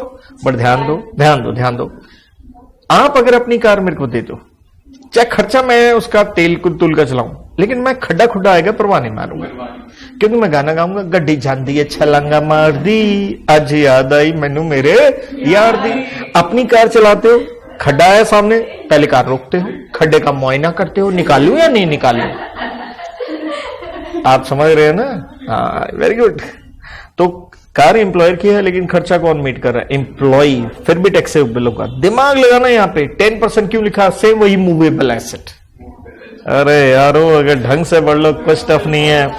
देखिए ना, अब ये ओन्ड बाय एम्प्लॉयर 10%। अरे ये आरएफए में भी आ गया, और कहां आ गया? मोटर कार में भी आ गया। तो भैया टॉपर्स कुछ डिफरेंट नहीं करते, वो ये गेम करते हैं जो यहां लिख के दे रहा हूं मैं तुम्हें। ओवरलैप, बार बार चीज क्या है, उस चीज को ओवरलैप करो, कैसे करना है, कैसे पढ़ना है। तो ध्यान दीजिए, जब मैंने नॉर्मल क्लास में पढ़ा, पूरा किताब पढ़ा, एक एक क्वेश्चन करवाया, एक एक स्टडी मैट का करवाया, नंबर 2 सारे हैंड रिटन आपके साथ बैठ के बनवा के दिए, फिर अपने क्वेश्चनों के असाइनमेंट कराई, उसके बाद में यहां फिर मैं घसाई कर रहा हूं। लेकिन आपको फर्क पड़ रहा है नहीं, दैट इज द पॉइंट। अरे ओके और नॉट? तो देखो वही आ गया ना, 10% ऑफ वॉट, क्योंकि कार तो एम्प्लॉयर की है। ये वही आ गया, यूज ऑफ मूवेबलनेस। तो एक तरह से वही पर एनम आ गया, एक तरह से इसे क्या मान लो? डेप्रिसिएशन ही मानोगे। अरे गॉट और नॉट? क्या टफ था भाई? लेकिन उससे उन चीजों के साथ लिंक ना करो तो टफ हो, इधर भी टफ हो, उधर भी। अबे है क्या सेम पॉइंट चल रहा है। अब ध्यान से देखो, अगर पार्टली है, अगर क्या है, बड़ा इजी आंसर हो गया। अरे जो ऊपर यहां पे माइनस किया था ना, छोटी बड़ी कार, स्ट्रेट में वो अमाउंट क्या हो गया आपके लिए? टैक्सेबल हो गया। स्ट्रेट में वो टैक्सेबल हो गया। सर वो तो है नहीं, टेंशन ना लो, इस वाले हिस्से में देखो सेम दिख रहा है ऊपर वाला अमाउंट। तो डैट मीन्स अगर एम्प्लॉयर की कार है, किसकी? खर्चा कौन कर रहा है? एम्प्लॉय। तो हमने टैक्सेबल का अमाउंट क्या लगाया? कम। क्यों? क्योंकि खर्चा तो कौन मीट कर रहा है यार? एम्प्लॉय कर रहा है। दिमाग लगाओ ना। लेकिन एम्प्लॉयर की कार है, खर्चा भी कौन मीट कर रहा है? फिर हमने कहा अमाउंट बढ़ना चाहिए। और ये बढ़ने वाला अमाउंट पहले देख लो, कॉपी पेस्ट है या नहीं। देखो वही छोटी कार 1800, बड़ी कार है तो 2400। बेटे मैंने कहा दिया था आपके शॉफर का रेट एक ही है, 900 रुपए। ओके और नॉट? और यहां लगा आप दिमाग, ये अमाउंट छोटा क्यों है? क्योंकि खर्चा एम्प्लॉय मेड कर रहा है। तो छोटी कार में 600, बड़ी कार में 900। देखो मैंने कहा था ड्राइवर का बेचारे का रेट वही रखा है, हर जगह 900 रुपए। गॉट और नॉट? था कोई टफ? मुझे नहीं लगता होना चाहिए। अब एम्प्लॉय मान लीजिए ओन्स, अब एम्प्लॉय की बात करें, वो ओन कर रहा है any other automatic conveyance. Automatic conveyance means आपको पेपर में ऐसे बेफ को बनाएगा लिख के, मोटर बाइक लिख देगा और बच्चे छाल मार के अरे एम्प्लॉय की मोटर बाइक है, और आंसर ये सॉल्व करके आ रहे हैं। मर जाने हो, ये मोटर कार था। कार और बाइक में फर्क होता है, लेकिन हमारे बच्चे मासूम ही बहुत है, वो मोटर देखते हैं, फिर रिजल्ट आता है जे क्या हो गया, मोटर खराब हो गई हमारी। भाई खराब भी होने हैं तुम्हारे, तो ध्यान दो। कार में 4 टायर होते हैं, बाइक में आजकल 2 ही आते हैं। इसलिए देखिए मैंने सिर्फ इतना ही नहीं लिख के दिया, ये लिख के दिया। स्कूटर भी हो सकता है ना बेटा, राइट? एंड कहते हैं खर्चा कौन मीट कर रहा है? फर्क तो हुआ। कहता है और यूज क्या है? वही पार्टली है। तो टैक्सेबल पर क्या है? जितना इंप्लॉयर का खर्चा है उसमें से स्ट्रेट वे कितना माइनस कर दो? 900। क्योंकि बाइक किसकी है? आपकी है। यूज पार्टली है, खर्चा कौन मैट कर रहा है? एम्प्लॉयर मैट कर रहा है, तो 900 माइनस कर दो। राइट? ओके है। नेक्स्ट, ये पॉइंट जो है ना, इसको हमेशा लिंक करना चाहिए हाउस प्रॉपर्टी के साथ। हाउस प्रॉपर्टी के साथ, हाउस प्रॉपर्टी हेड में वहां पे भी सेम आता है। मान लो आपको क्या दे दी गई? More than 1 car is provided by employer. Treat 1 car as what? Partly use, others as what? Personal use. Make what? Option. Select what? Lower value. Sir समझ में नहीं आया कुछ यार, सिंपल ले लो। से क्या मिली आपको? 3 कार मिल गई। कितनी मिल गई? 3 मिल गई। तो मान लो ये है एक्स कार, ये कौन सी है? वाई कार, ये कौन सी है? Z car. तो यहां पे आप क्या बनाओ? 3 ऑप्शंस बनाओ। क्या बनाओ? 3 ऑप्शंस बनाओ। कैसे बनाए? पहली बार इस कार को क्या मान लो? पर्सनल के हिसाब से आंसर निकाल लो। इसका भी किसके हिसाब से? पर्सनल। और इसका क्या कर लो? पॉप। फिर यहां का क्या कर लो? सेकंड ऑप्शन बना लो। ये पर्सनल हो गया, इसको क्या करना होगा? पॉप। और ये क्या हो गया? पर्सनल। अब तीसरी ऑप्शन ये बना लो। मतलब आपको क्वेश्चन 3 बार सॉल्व करना पड़ा। अब क्या करो? अरे टोटल निकाल लो इनका, और कौन सा सिलेक्ट कर लो जिसकी वैल्यू क्या हो? सबसे कम हो। पर्सनल हो या पार्टली हो, निकालने का तरीका तो ऊपर वाला चार्ट ही है। गॉट और नॉट? और सेम चीज ये हाउस प्रॉपर्टी हेड में की जाती है जब आपके पास सेल्फ ऑक्युपाइड हाउस क्या हो? 2 से ज्यादा। तो टॉपर्स क्या करते हैं? वो सिर्फ इतनी सी बात करते हैं, और कोई रॉकेट साइंस थोड़े करते हैं। वो ये लिख देते हैं सेम अंडर हेड कौन सा? HP इफ सेल्फ ऑक्युपाइड क्या है? मोर देन 2 है। कि वहां पे भी ये सेम चीज आती है। हल्का सा लिख के छोड़ दो। पूरा कोर्स ऐसे ही पढ़ाने का तरीका होता है, और क्या है? कुछ टफ तो होता ही नहीं है। Toughness is always in mind. जिस दिन माइंड को सेट कर लोगे ये करना है, कुछ टफ है ही नहीं। क्या था? वरना सोच के देखो, सैलरी हेड 100% लिख के 3 पेज में को लिख सकता है। तुम्हें लग रहा होगा पता नहीं, जो हमारा तो 1.5 महीने तक चलता रहा। प्रॉब्लम नहीं है तुम्हारा क्या चलता रहा, ढंग से चलाइए, फिर थोड़े खराब होगा। बड़े बात समझ में आई? Very good. आइए अगला भी महत्वपूर्ण है। क्या लिखा है बेटे? Domestic servant. बेटे इसका ये मतलब नहीं है कि मैं भी डोमेस्टिक हूं, वो अलग बात है। डोमेस्टिक सर्वेंट मतलब यहां आपके एम्प्लॉयर ने आपको एक मुंडू दे दिया। मुंडू मीन सर्वेंट बेटे, देसी भाषा में मुंडू कह देते हैं। अब ध्यान से सुनना, वो मुंडू जो था एम्प्लॉयड बाय एम्प्लॉय था।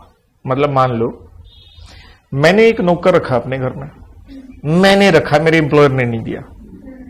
मैंने रखा तो उसकी तनख्वाह की जिम्मेवारी किसकी है? मेरी है। इसको इंग्लिश में कहते हैं ऑब्लिगेशन ऑफ एम्प्लॉय।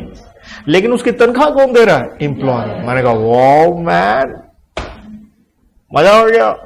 तो भैया ये तो क्या हो गया? Taxable for all. एक है मेरे एम्प्लॉयर ने ही मुंडू दे दिया, ये लो इसे ले जाओ, ठीक है? राइट, इसे ले जाओ। तो यहां क्या हुआ, वो मेरा एम्प्लॉय नहीं है, he is employed by employer, and उसकी तनख्वाह भी कौन मीट कर रहा है, एम्प्लॉयर। तो ये टैक्सेबल सिर्फ किस में होगा, स्पेसिफाइड। मतलब मैं ये कह रहा हूं ये हिस्सा टैक्सेबल फॉर ऑल में है, और ये क्या है, ये वही लाइफ इंश्योरेंस जो मैंने बताया था, आपने पॉलिसी ली है, उसकी प्रीमियम देना आपकी ऑब्लिगेशन है, लेकिन अगर एम्प्लॉयर पे कर दे तो it is an obligation of employment bye what, employer. So this word is very crispy and tasty, highlighter. क्या आप नॉर्मल है? धन्यवाद। और स्वाभाविक है, माइनस क्या हो जाएगा, जो भी आपसे ले लिए गए हैं उसके। अब आ गया जी गैस बिजली पानी। तो अगर मान लो एम्प्लॉयर की ही एजेंसी है, इंडियन की, भारत की, जो भी आपके घर में सिलेंडर आता हो, आजकल तो सस्ता आ रहा है काफी, है ना। सो और जिनके होटल है उनके तो बेचारों के बंबू लगा वो अच्छे वाला, कितना महंगा हो गया कमर्शियल वाला, राइट। हाँ, क्या नहीं, डबल रेट हो चुके हैं कमर्शियल के होटल।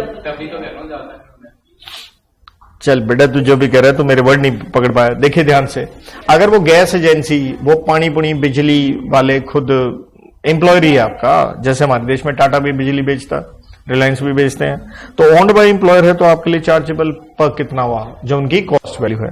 लेकिन अगर वो आपको आपके घर, उनका काम नहीं सिलेंडर देना, लेकिन फिर भी आपके घर में क्या भेजने हैं, सिलेंडर, तो टैक्सेबल वैल्यू क्या आ जाएगी, जितना उन्होंने उस सिलेंडर खरीद के आपको दिया। ओके है, लेस क्या कर दिया गया, अमाउंट जो आपने किससे ले लिया है, एम्प्लॉय से। Is that okay kiddies, easy. Okay, अब है एजुकेशन फैसिलिटी।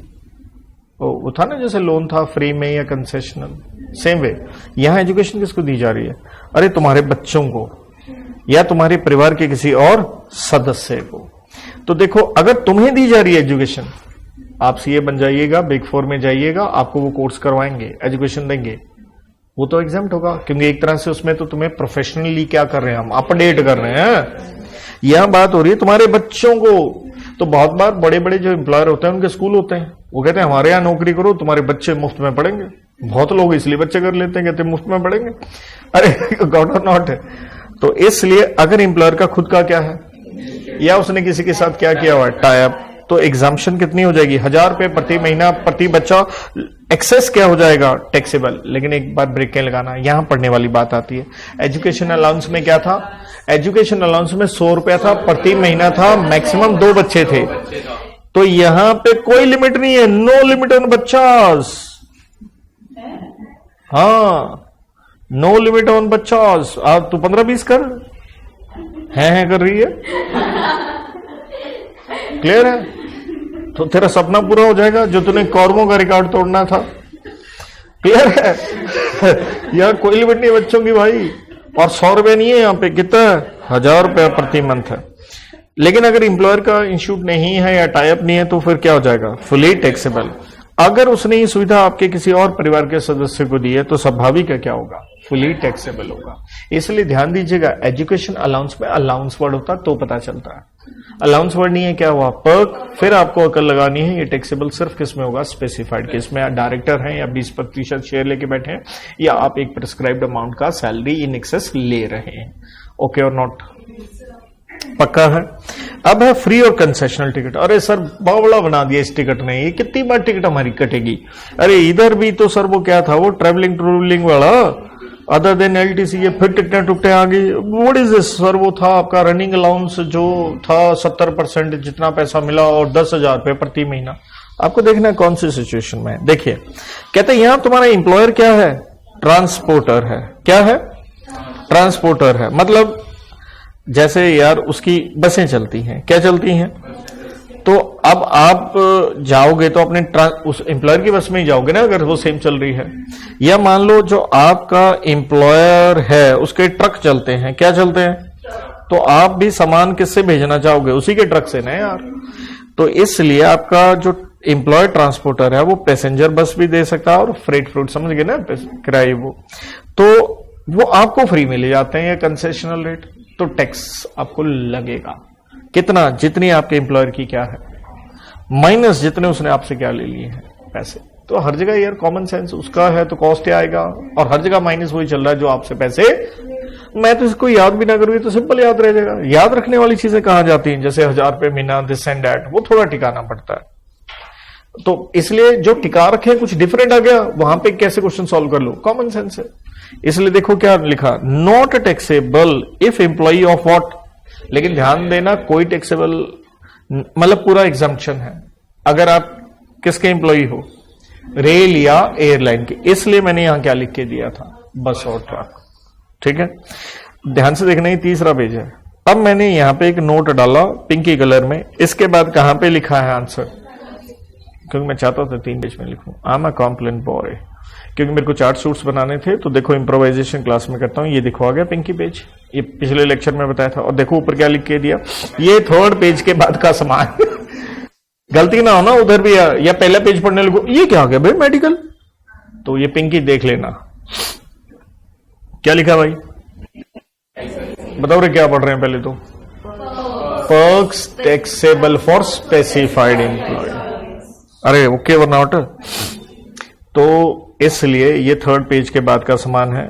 अब मेडिकल फैसिलिटी है, किसके लिए मिल रही है, employ plus F, F means family, ये रहे इस वो एलटीसी वाला देखो इसी के नीचे था, और एलटीसी में भी यही था फैमिली, और क्या लिखा सेम एज मेडिकल बताया था, ये आ गई तुम्हारी फैमिली।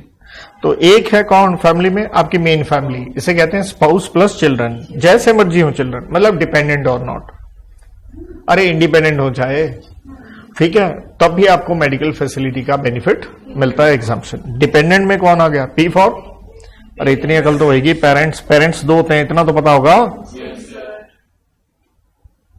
मदर प्लस फादर, ठीक है, साथ में क्या आ गया, ब्रदर एंड सिस्टर, लेकिन उनके साथ इंपॉर्टेंट वर्ड क्या है, डिपेंडेंट लिखा है।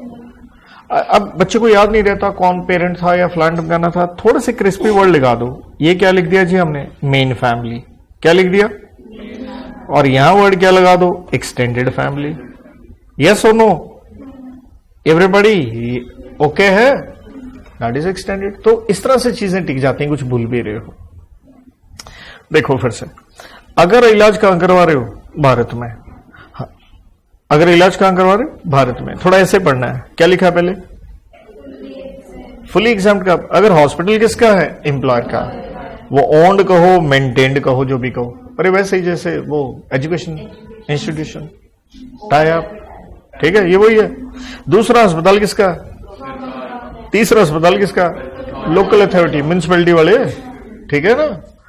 चौथा कौन सा अस्पताल है, अप्रूव्ड बाय गवर्नमेंट, कोई भी तो एज गुड एज सरकारी हो गया, या approved for what, special disease, जैसे आपने सुना हो टाटा मेमोरियल कैंसर हॉस्पिटल, अरे सुना है टाटा, तो वो एक की बड़ी डिजीज है भाई, नॉर्मल अस्पताल में हो नहीं पाएगा। तो अगर यहां से करवाया तो क्या हो गया आंसर, फुल एग्जाम।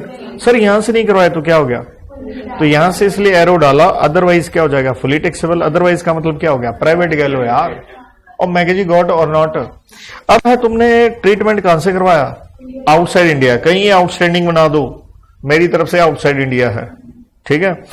लेकिन जब आप बाहर जाओगे ना, एक तो होगा मेडिकल का खर्चा, वो डॉक्टर चीरफाड़ जो भी करेंगे, एक वहां रहने का भी तो खर्चा होगा, अपना कौन सा वहां पे ससुराल है। अच्छा नहीं लगता आप इलाज कराने जाओ और अकेले चले जाओ, बट ये भी नहीं पूरा टब्बर ले जाओ, इसलिए हमने कहा क्या अलाउड होगा, अच्छा साथ में क्या होगा, हाँ ट्रैवलिंग का भी तो होगा, उसमें भी तो क्या होगा, 1 अटेंडेंट। अब गौर से सुनना, मेडिकल का खर्चा बाहर से करवाया, स्टे में एक तो आपका स्टे हो गया वो खर्चा, लेकिन सिर्फ साथ में कितने अटेंडेंट अलाउड है, एक। मान लो आपके घर के 3 लोग चले गए, भाई 2 का टैक्स ठोकने वाला है रहने का, तो इन दोनों का आंसर सेम है जी, कितनी एग्जम्पशन मिलेगी, एग्जम्पशन है अप टू व्हाट, तो क्वेश्चन में दे रखा होगा कि आरबीआई ने, मतलब मान लो ये 2 खर्चे हुए 5 लाख के, क्वेश्चन में लिखा होगा आरबीआई की लिमिट है 4 लाख, तो टैक्स कितना लग गया, 1 लाख का इन 2 के लिए। लेकिन अगर कौन सा खर्चा है, ट्रेवलिंग में, हवाई जहाज में बैठे, साथ में पिताजी बैठे, ठीक है, विद 1 अटेंडेंट, तो एग्जाम्प्ट है up to what, prescribed limit वही रूल्स में है फिर, क्योंकि आपके स्टडी मैट में ऐसा देख नहीं रखा, निकालने की भी जरूरत नहीं है, नहीं तो स्पेशल कंपटीशन करनी पड़ती है, वो अलग बात है, मैंने ब्रैकेट में लिखी, ओके। तो ट्रैवलिंग में भी एक अटेंडेंट का अलाउड है, लेकिन एग्जाम्पशन कितना है, प्रेस्क्राइब्ड लिमिट है, जैसे स्पेसिफाइड में वो थी तीसरी लिमिट सैलरी वाली। फैमिली का मीनिंग बता दिया जी। अब ध्यान रखना, एक है medical insurance premium, paid by employer, वो क्या है? फुली एग्जाम्प्ट है। वो इंश्योरेंस प्रीमियम हो गया, इलाज कराना थोड़े हो गया। देन क्या आ गया? Medical allowance. क्या आ गया? Medical allowance. अब जाओ अलाउंस वाले पेज में, 3 तरह के लिखवाए थे ना, ये फुली एग्जाम्प्ट थे, ये पार्शियली एग्जाम्प्ट थे। मैंने तो कहीं दोनों में लिखवाए नहीं, तो मैंने कहा था ना बैलेंसिंग फिगर, तो लिख दो यहां पे, ये लो MA मेडिकल अलाउंस। भाई ये होता है तरीका जी पढ़ने का। 2-4 क्वेश्चन करोगे और भर देना इसमें, ठीक है जी। तो मेडिकल अलाउंस याद रखना, फुली टैक्सेबल। तो ये सब मैंने ऐसे क्यों लिख के दिए? जब एक पॉइंट करे उसको ओवरलैपिंग करो, बार बार ओवरलैप, तो इसलिए देखिए 3 पेज में 3 पेज का सौदा नहीं, कितनी ओवरलैपिंग के साथ लिख के दे दिए। प्रिंट आउट निकालोगे, मस्त A4 शीट पे आपका प्रिंट आउट है इसका। Treatment from nursing home, question में से लिखा होगा जी इलाज कराया नर्सिंग होम से। बच्चा कहता है सर ने कहा था ये एग्जाम्प्ट होगा, एम्प्लॉयर का, गवर्नमेंट का, LA का अप्रूव्ड है या स्पेसिफाइड डिजीज। ये मेरे को समझ में नहीं आ रहा कौन सा, तो इसके अंदर तो नहीं आया। अरे नहीं आया तो क्या हो गया? फुली टैक्सेबल, क्योंकि प्राइवेट। तो मैंने कहा गलती ना करें तो वो भी लिख दिया, प्रिज्यूम एज व्हाट? प्राइवेट। क्या आप लोग नॉर्मल हैं? गॉड ब्लेस मी, मतलब God bless you. Okay kiddies, ध्यान से अगर हम देखें, हम इस पेज पे थे, लेकिन इस पेज पे याद रखना कहीं मैं भूल जाऊं, तीसरा पेज अभी पेंडिंग पड़ा है, किसके ऊपर? प्रोविडेंट फंड पे, असली हिस्सा है। लेकिन मैं प्रोविडेंट फंड में जाऊं उससे पहले मैं इस पेज को खत्म कर लेना चाहूंगा। एक तरह से हम पर्क से क्या निकल आए हैं? बाहर निकल आए हैं। हाँ, अब छोटी छोटी कुछ चीजें हैं जो मैंने वो भी लिख दी हैं। जैसे मैं कह रहा था 17 में 3 चीजें आती हैं। 17 के 1 में सैलरी की डेफिनेशन लिखनी हो तो यहां कहीं जगह पड़ी है, लिख लेना 4-5 हेड में, वैसे तो इसमें कवर हो जाती है। 17 का 2 करवा दिया। 17 का 3 में क्या आता है? पिलोज, जिसे हम कहते हैं प्रॉफिट इन लिeu ऑफ सैलरी। इसमें क्या गया? कोई भी कॉम्पनसेशन मिल गया आपको, निकाल दिया गया है, या आपकी टर्म्स एंड कंडीशन में क्या कर दिया गया? बदलाव एम्प्लॉयर ने। 2 प्रोविडेंट फंड या अदर फंड का पैसा, लेकिन other than what? Exempted amount. ये सारे पढ़ लिए थे हमने, ग्रेचुटी बिला बिला बिला, उसका वो छोड़ते हुए। तीसरा की मैन इंश्योरेंस पॉलिसी, अगर आप क्या हैं?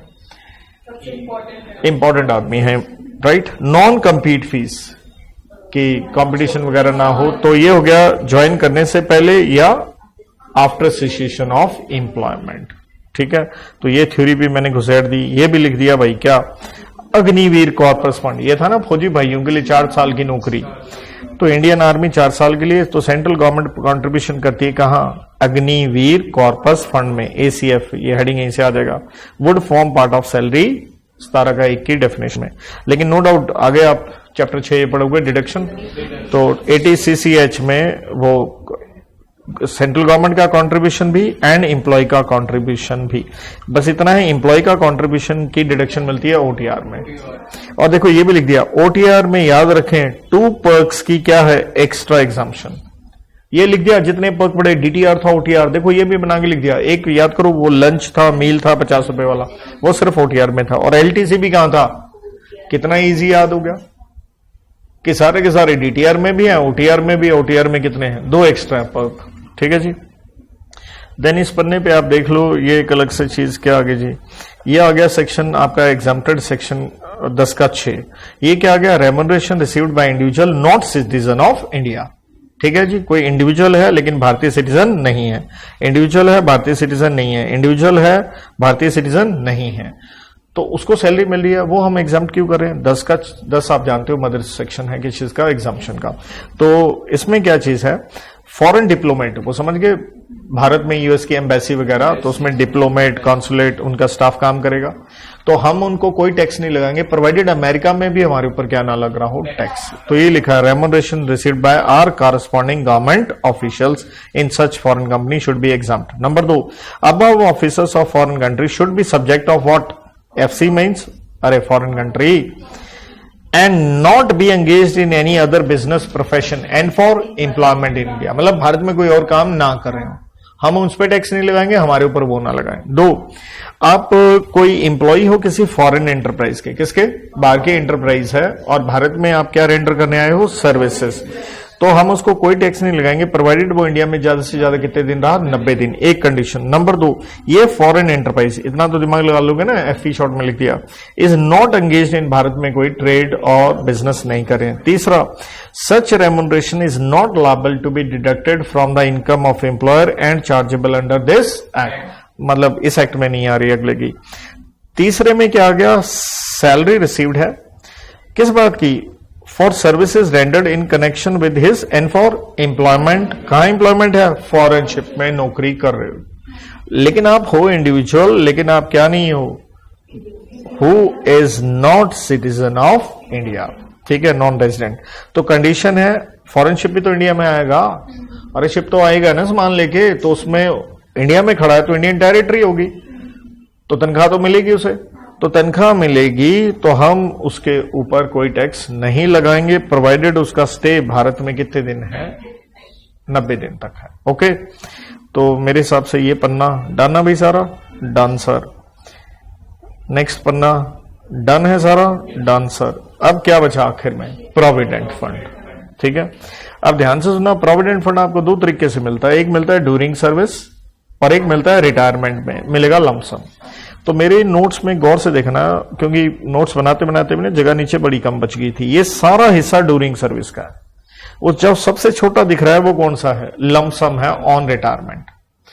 अब फंड है आपकी स्क्रीन पे 4 तरह के आपको दिख रहे हैं। मेन आप सारे जानते हो, रिकॉग्नाइज्ड प्रोविडेंट फंड, जिसके ऊपर कानून लगता है the employees provident fund and miscellaneous provisions act of 1952। URPF जो कि कमिश्नर ऑफ इनकम टैक्स क्या नहीं करता? रिकॉग्नाइज। तीसरा है SPF, stands for statutory provident fund, जो कि गवर्नमेंट, ये प्लस क्या लिख दिया सर, या गवर्नमेंट कह लो, इंक्लूडिंग क्या कह लो, सेमी गवर्नमेंट, उनके ऊपर आता है। उनका एक्ट है अलग से 1925 का। पीपीएफ पब्लिक प्रोविडेंट फंड 1968 का होता है। ये होता है सेल्फ एम्प्लॉयड लोगों के लिए, यहां एम्प्लॉयर ही नहीं होता। पहले आसान करके चलना। देखो जी, अगर सैलरी हेड में, क्योंकि मैं ज्यादा स्पीड पे बोल रहा था, लेकिन अब थोड़ा सा आराम से देखो जी, सैलरी हेड में तो कोई भी चीज तभी आएगी ना जब एम्प्लॉयर देगा। अगर इन फंड में एम्प्लॉई ने पैसा डाला, यार वो तो इन्वेस्टमेंट होगी, बट उस इन्वेस्टमेंट पे भी हम उसे एक बेनिफिट दे रहे हैं। सरकार क्या कहती है, तेरी ग्रॉस टोटल इनकम में हम डिडक्शन दे देंगे अंडर सेक्शन किस में? 80 का सी में। लेकिन कौन सी रिजिम में आप? ऑप्शनल में हो, कोई बात नहीं, ऑप्शनल कह ले, ओल्ड कह ले, दोनों चलेंगे बेटा, ठीक है। ये तो अनरिकॉग्नाइज्ड है, तो यहां तो डिडक्शन नहीं मिलेगी। यहां दोनों में आंसर क्या हो गया? सेम हो गया। अब है इंटरेस्ट। देखिए, हम बेसिक चीज आपको बेसिक्स में यही सिखाते हैं, इंटरेस्ट इनकम जाती है अदर सोर्सेज हेड में। कहां जाती है? अब हम कह रहे हैं इंटरेस्ट आ रहा है, किसके ऊपर आ रहा है भाई? एम्प्लॉय के कंट्रीब्यूशन पे आ रहा है। तो ध्यान से समझना, बहुत ज्यादा ध्यान से समझना इसको। एम्प्लॉय का जो कंट्रीब्यूशन है, एम्प्लॉय का, अगर एम्प्लॉय आरपीएफ में पैसा डाली कितना आ रहा है? 2.5 लाख तक, एंड इंटरेस्ट का रेट कितना है? दोनों कंडीशन लगी, कोई टैक्स नहीं। मतलब एम्प्लॉय प्रोविडेंट आरपीएफ में कितना डाल रहा है? 2.5 लाख, और उस पर ब्याज कितना आ रहा है? 9.5 तक आ रहा है, तो कोई टैक्स है ही नहीं। आगे सुने, कितना डाल रहा है? एंड इंटरेस्ट है भी 9.5 तक, तो interest on excess contribution is taxable. मान लो एम्प्लॉय ने डाले 6 लाख, तुम्हारी कसम 6 लाख आजकल मैथ्स में 2.5 लाख से ज्यादा होता है, तो ज्यादा कितना हो गया? 3.5 लाख। मान लो इंटरेस्ट मिल रहा है 8%, तो उस 3.5 लाख पे 8% टैक्सेबल हो जाएगा। और टैक्सेबल भी कहां होगा? अदर सोर्सेज हेड में नहीं, सैलरी हेड में, सैलरी ही हेड में। लेकिन सर इन दोनों में एक कॉमन पॉइंट था आपका 9.5। देखो मेरे को जगह बचानी थी, बीच वाला बाद में ले रहा हूं। अगर इंटरेस्ट है ही कितना? 9.5 से ज्यादा, फिर एम्प्लॉय का कंट्रीब्यूशन देखना ही नहीं है, चाहे वो 100 रुपए हो चाहे 100 करोड़ हो। तो इंटरेस्ट अगर मोर देन 9.5 है, एक्सेस इंटरेस्ट क्या है? टैक्सेबल। सिंपल सुनना, अगर इंटरेस्ट मिल रहा है 12%, कितना? 12 होता है 9.5 से ज्यादा, स्ट्रेट वे 2.5% क्या हो गया? टैक्सेबल हो गया। स्ट्रेट वे 2.5% क्या हो गया? टैक्सेबल। बात खत्म। कंट्रीब्यूशन का अमाउंट नहीं देखना, 2.5 लाख या 2.5 लाख से ज्यादा, ठीक है। 3 कैटेगरी होगी। आगे देखो, इफ ओनली एम्प्लॉय कॉन्ट्रीब्यूट्स, अगर कौन नहीं कंट्रीब्यूट कर रहा? एम्प्लॉयर नहीं कर रहा, तो कहता है ये जो लिमिट यहां 2.5 लाख लिखी है ना, इसको कितना बना दो? 5 लाख, क्योंकि एम्प्लॉयर नहीं दे रहा, यार ना लगाओ टैक्स। देखो ना, हम ये कह रहे हैं 2.5 लाख अप टू 9.5 है तो टैक्स नहीं होगा, फिर हमने कहा 2.5 की बजाय क्या बना दो लिमिट? 5 लाख। अब यूआरपीएफ में देख लो, एम्प्लॉय का कंट्रीब्यूशन की डिडक्शन नहीं थी, लेकिन जो उसका इंटरेस्ट था टैक्सेबल अब नहीं होगा, लेकिन उसका टैक्स कब लगेगा उसको? रिटायरमेंट पे। स्टैट्यूटरी प्रोविडेंट फंड में क्या लिखा है? सेम एज आरपीएफ, ये वाली लिमिट, ये दो सेम, 3 है ना, एक्सेप्ट कौन सी? ये आप थोड़ा सा गलती कर सकते हो, मैं इसको इसलिए दोबारा एक डब्बा सा बना देता हूं इसका। सिंपल सी बात है, ये थी ना 9.5 वाली, that is not to apply, वो वाला देखना ही नहीं है। कौन सी वाली देखनी है भाई? ये वाली दो। Is that okay? Same answer. PPF में क्योंकि आपका तो एम्प्लॉयर ही नहीं है, एम्प्लॉयर नहीं है तो सैलरी हेड में कोई चीज आ ही कैसे सकती है? क्या कर दिया जी आपके लिए? Fully exempt. अब आ गया एम्प्लॉयर का कंट्रीब्यूशन, आरपीएफ की बात हो रही है। अगर वो दे रहा है कितना, अरे फिर से बड़ा हिस्सा आ गया रे सैलरी, अरे सैलरी कमी आ गया एचआरए वाला, अरे एंड में आते आते फिर से आ गया। तो बताओ इससे पहले कौन से कहां इसको यूज किया हमने? एचआरए में होगा नहीं भी लिख दिया। तीसरा वीआरएस में, वीआरएस में, ठीक है। और कहीं पक्का लीव इनकैशमेंट? बच्चे कह रही है लीव इनकैशमेंट में सर आएगा, तो लीव इनकैशमेंट वाला बिल्कुल आपका यही था। ये 3 बनाए थे हमने, ठीक है। मैंने क्या भर दिया था अभी? ऑब्वियसली ये वीआरएस तक जाते जाते है ना, ठीक है। और इसके अलावा तो कहीं नहीं आया आज, क्योंकि यहां तो वो आरएफए वाला आया था, ठीक है जी। सो एक हो गया आपका लीव इनकैशमेंट, ठीक है। टोटल कितने हो गए भाई? 5 हो गए। आरपीएफ भी ऐड कर लिया आज। तो बस ये होता है एक तरीका। यहां आकर के बंदा आते आते क्या लिख देता है? यहां आते आते लिख देता है भाई ये बीडीसी वाले टोटल कितने हो गए? 5। कितना इजी हो गया, गड़बड़ी नहीं होगी। ऐसे बंदा याद कर लेता है, ये 5 थे। तो कहता है अगर इंप्लॉयर दे रहा है कितना सैलरी, सैलरी का मीनिंग ये हो गया अप टू 12% दे रहा है, ठीक है। और वो 12% करके अमाउंट कितना बना? ऐश करो, कोई टैक्स नहीं, एग्जाम्प्ट। मतलब मान लो ये सैलरी निकाल ली आपने 1 करोड़ मान लो, तो 1 करोड़ का 12% कितना हो गया? 12 लाख हो गया। तो वो तो किससे ज्यादा हो गया? 7.5 लाख। तो इसलिए एक्सेस इज टैक्सेबल। तो एग्जाम्पल में कितना टैक्स हो गया? 4.5 लाख। लेकिन अगर वो बना ही 5 लाख तो पूरा एग्जाम्प्ट। और अगर इंप्लॉय डाली कितना रहा है? Excess is taxable. जैसे वही सैलरी, ये तीनों ऐड करी 1 करोड़ बनी, एम्प्लॉयर 14% डाल रहा है, तो सीधा कितना उठा लो? 2%। 1 करोड़ का 2 लाख रुपए क्या हो गया? टैक्सेबल। यहां देखो एम्प्लॉयर कॉन्ट्रीब्यूशन किस केस में? यूआरपीएफ में सेम आंसर है, not taxable at the time of contribution, but कहां? रिटायरमेंट में। एसपीएफ में क्योंकि वो सरकारी आ गया ना, तो क्या है भाई? फुली एग्जाम्प्ट है। पीपीएफ में एम्प्लॉयर ही नहीं है, नॉट एप्लीकेबल। ओके, आइए आखिरी पड़ाव पे। अब आ गया जी इंटरेस्ट ऑन एम्प्लॉयर कॉन्ट्रीब्यूशन। ध्यान से देखिएगा क्या आ गया? इंटरेस्ट ऑन एम्प्लॉयर का कॉन्ट्रीब्यूशन।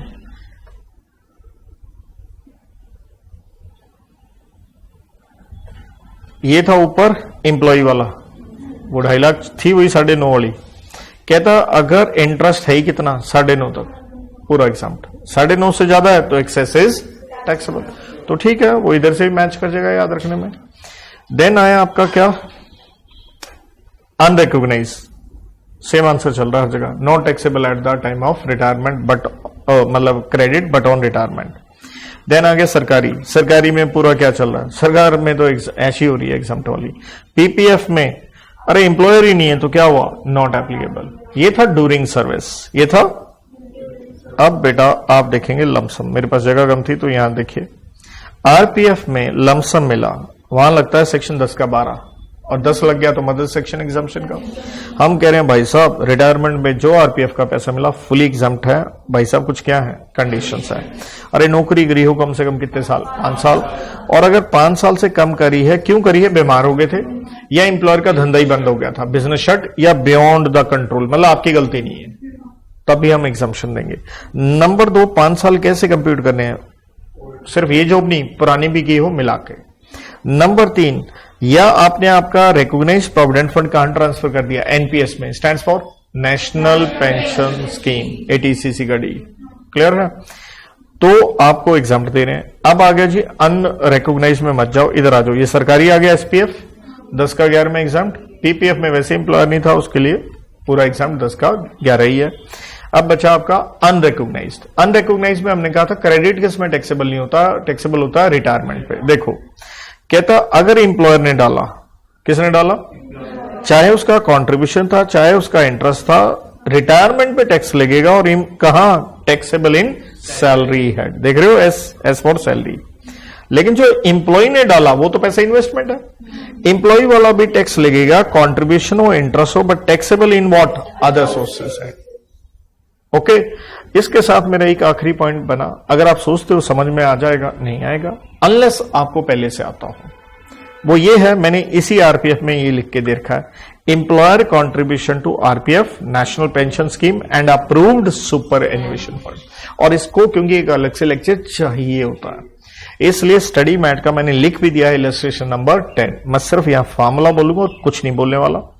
कहता अगर कंट्रीब्यूशन है अप टू 7.5 लाख है तो एग्जाम्प्ट है, मोर देन 7.5 लाख है तो टैक्सेबल है under head salary, right. And interest accrued on excess also taxable. तो टैक्सेबल पर्क निकालने का यहां पे मेरे मासूम बच्चों क्या है, एक फॉर्मूला है, PC divide by 2 into R जमा पीसी1 जमा टीपी1 इंटू वॉट आर। कुछ नहीं समझा रहा हूं, बताने जा रहा हूं, इसके लिए तो अलग से लेक्चर देखना पड़ेगा। कोई ये सोचे मेरा ये वाला लेक्चर देखे तुम्हें पल्ले पड़ेगा, not at all, because I am not teaching, just read करके बता रहा हूं। तो पीसी का मतलब यहां क्या आ गया, amount in excess of 7.5 lakh, जो 7.5 लाख, यही हम कह रहे थे कॉन्ट्रीब्यूट जो किया। आर का मतलब है इंटरेस्ट डिवाइडेड बाय फंड की एवरेज। तो इंटरेस्ट क्या है, जितना इंटरेस्ट अक्रू हुआ ड्यूरिंग आरपीवाई। लेकिन कई बार क्वेश्चन में नहीं दे रखा था तो मैंने वो फॉर्मूला भी बना के यहां लिख दिया, closing minus opening contribution of both. Fund average क्या है, opening plus closing of fund divide by what, 2। And PC one क्या है, contribution in excess of 7.5 lakh, लेकिन इस साल का नहीं, इस साल वाला तो कहां गया था, ये पीसी था। पीसी1 क्या था, इससे पहले वाले सालों का। और टीपी1 क्या है, आसान भाषा में कहें तो इसको यूं कह सकते हो, एग्रीगेट।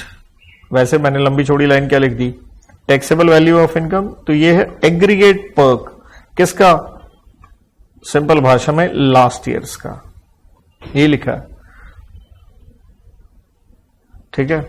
ये था आपका, क्योंकि जैसे ये था इस साल का और ये क्या आ गया, पिछले सालों का। लेकिन इसको सॉल्व करने के लिए ड्यूरिंग सर्विस भी लिख दिया भाई ऊपर वाला सौदा, लेकिन ये मैंने कुछ नहीं समझाया, उसके लिए आपको इलस्ट्रेशन या मेरा वो लेक्चर देखना पड़ेगा, राइट। उसके बिना किसी को नहीं हो सकता।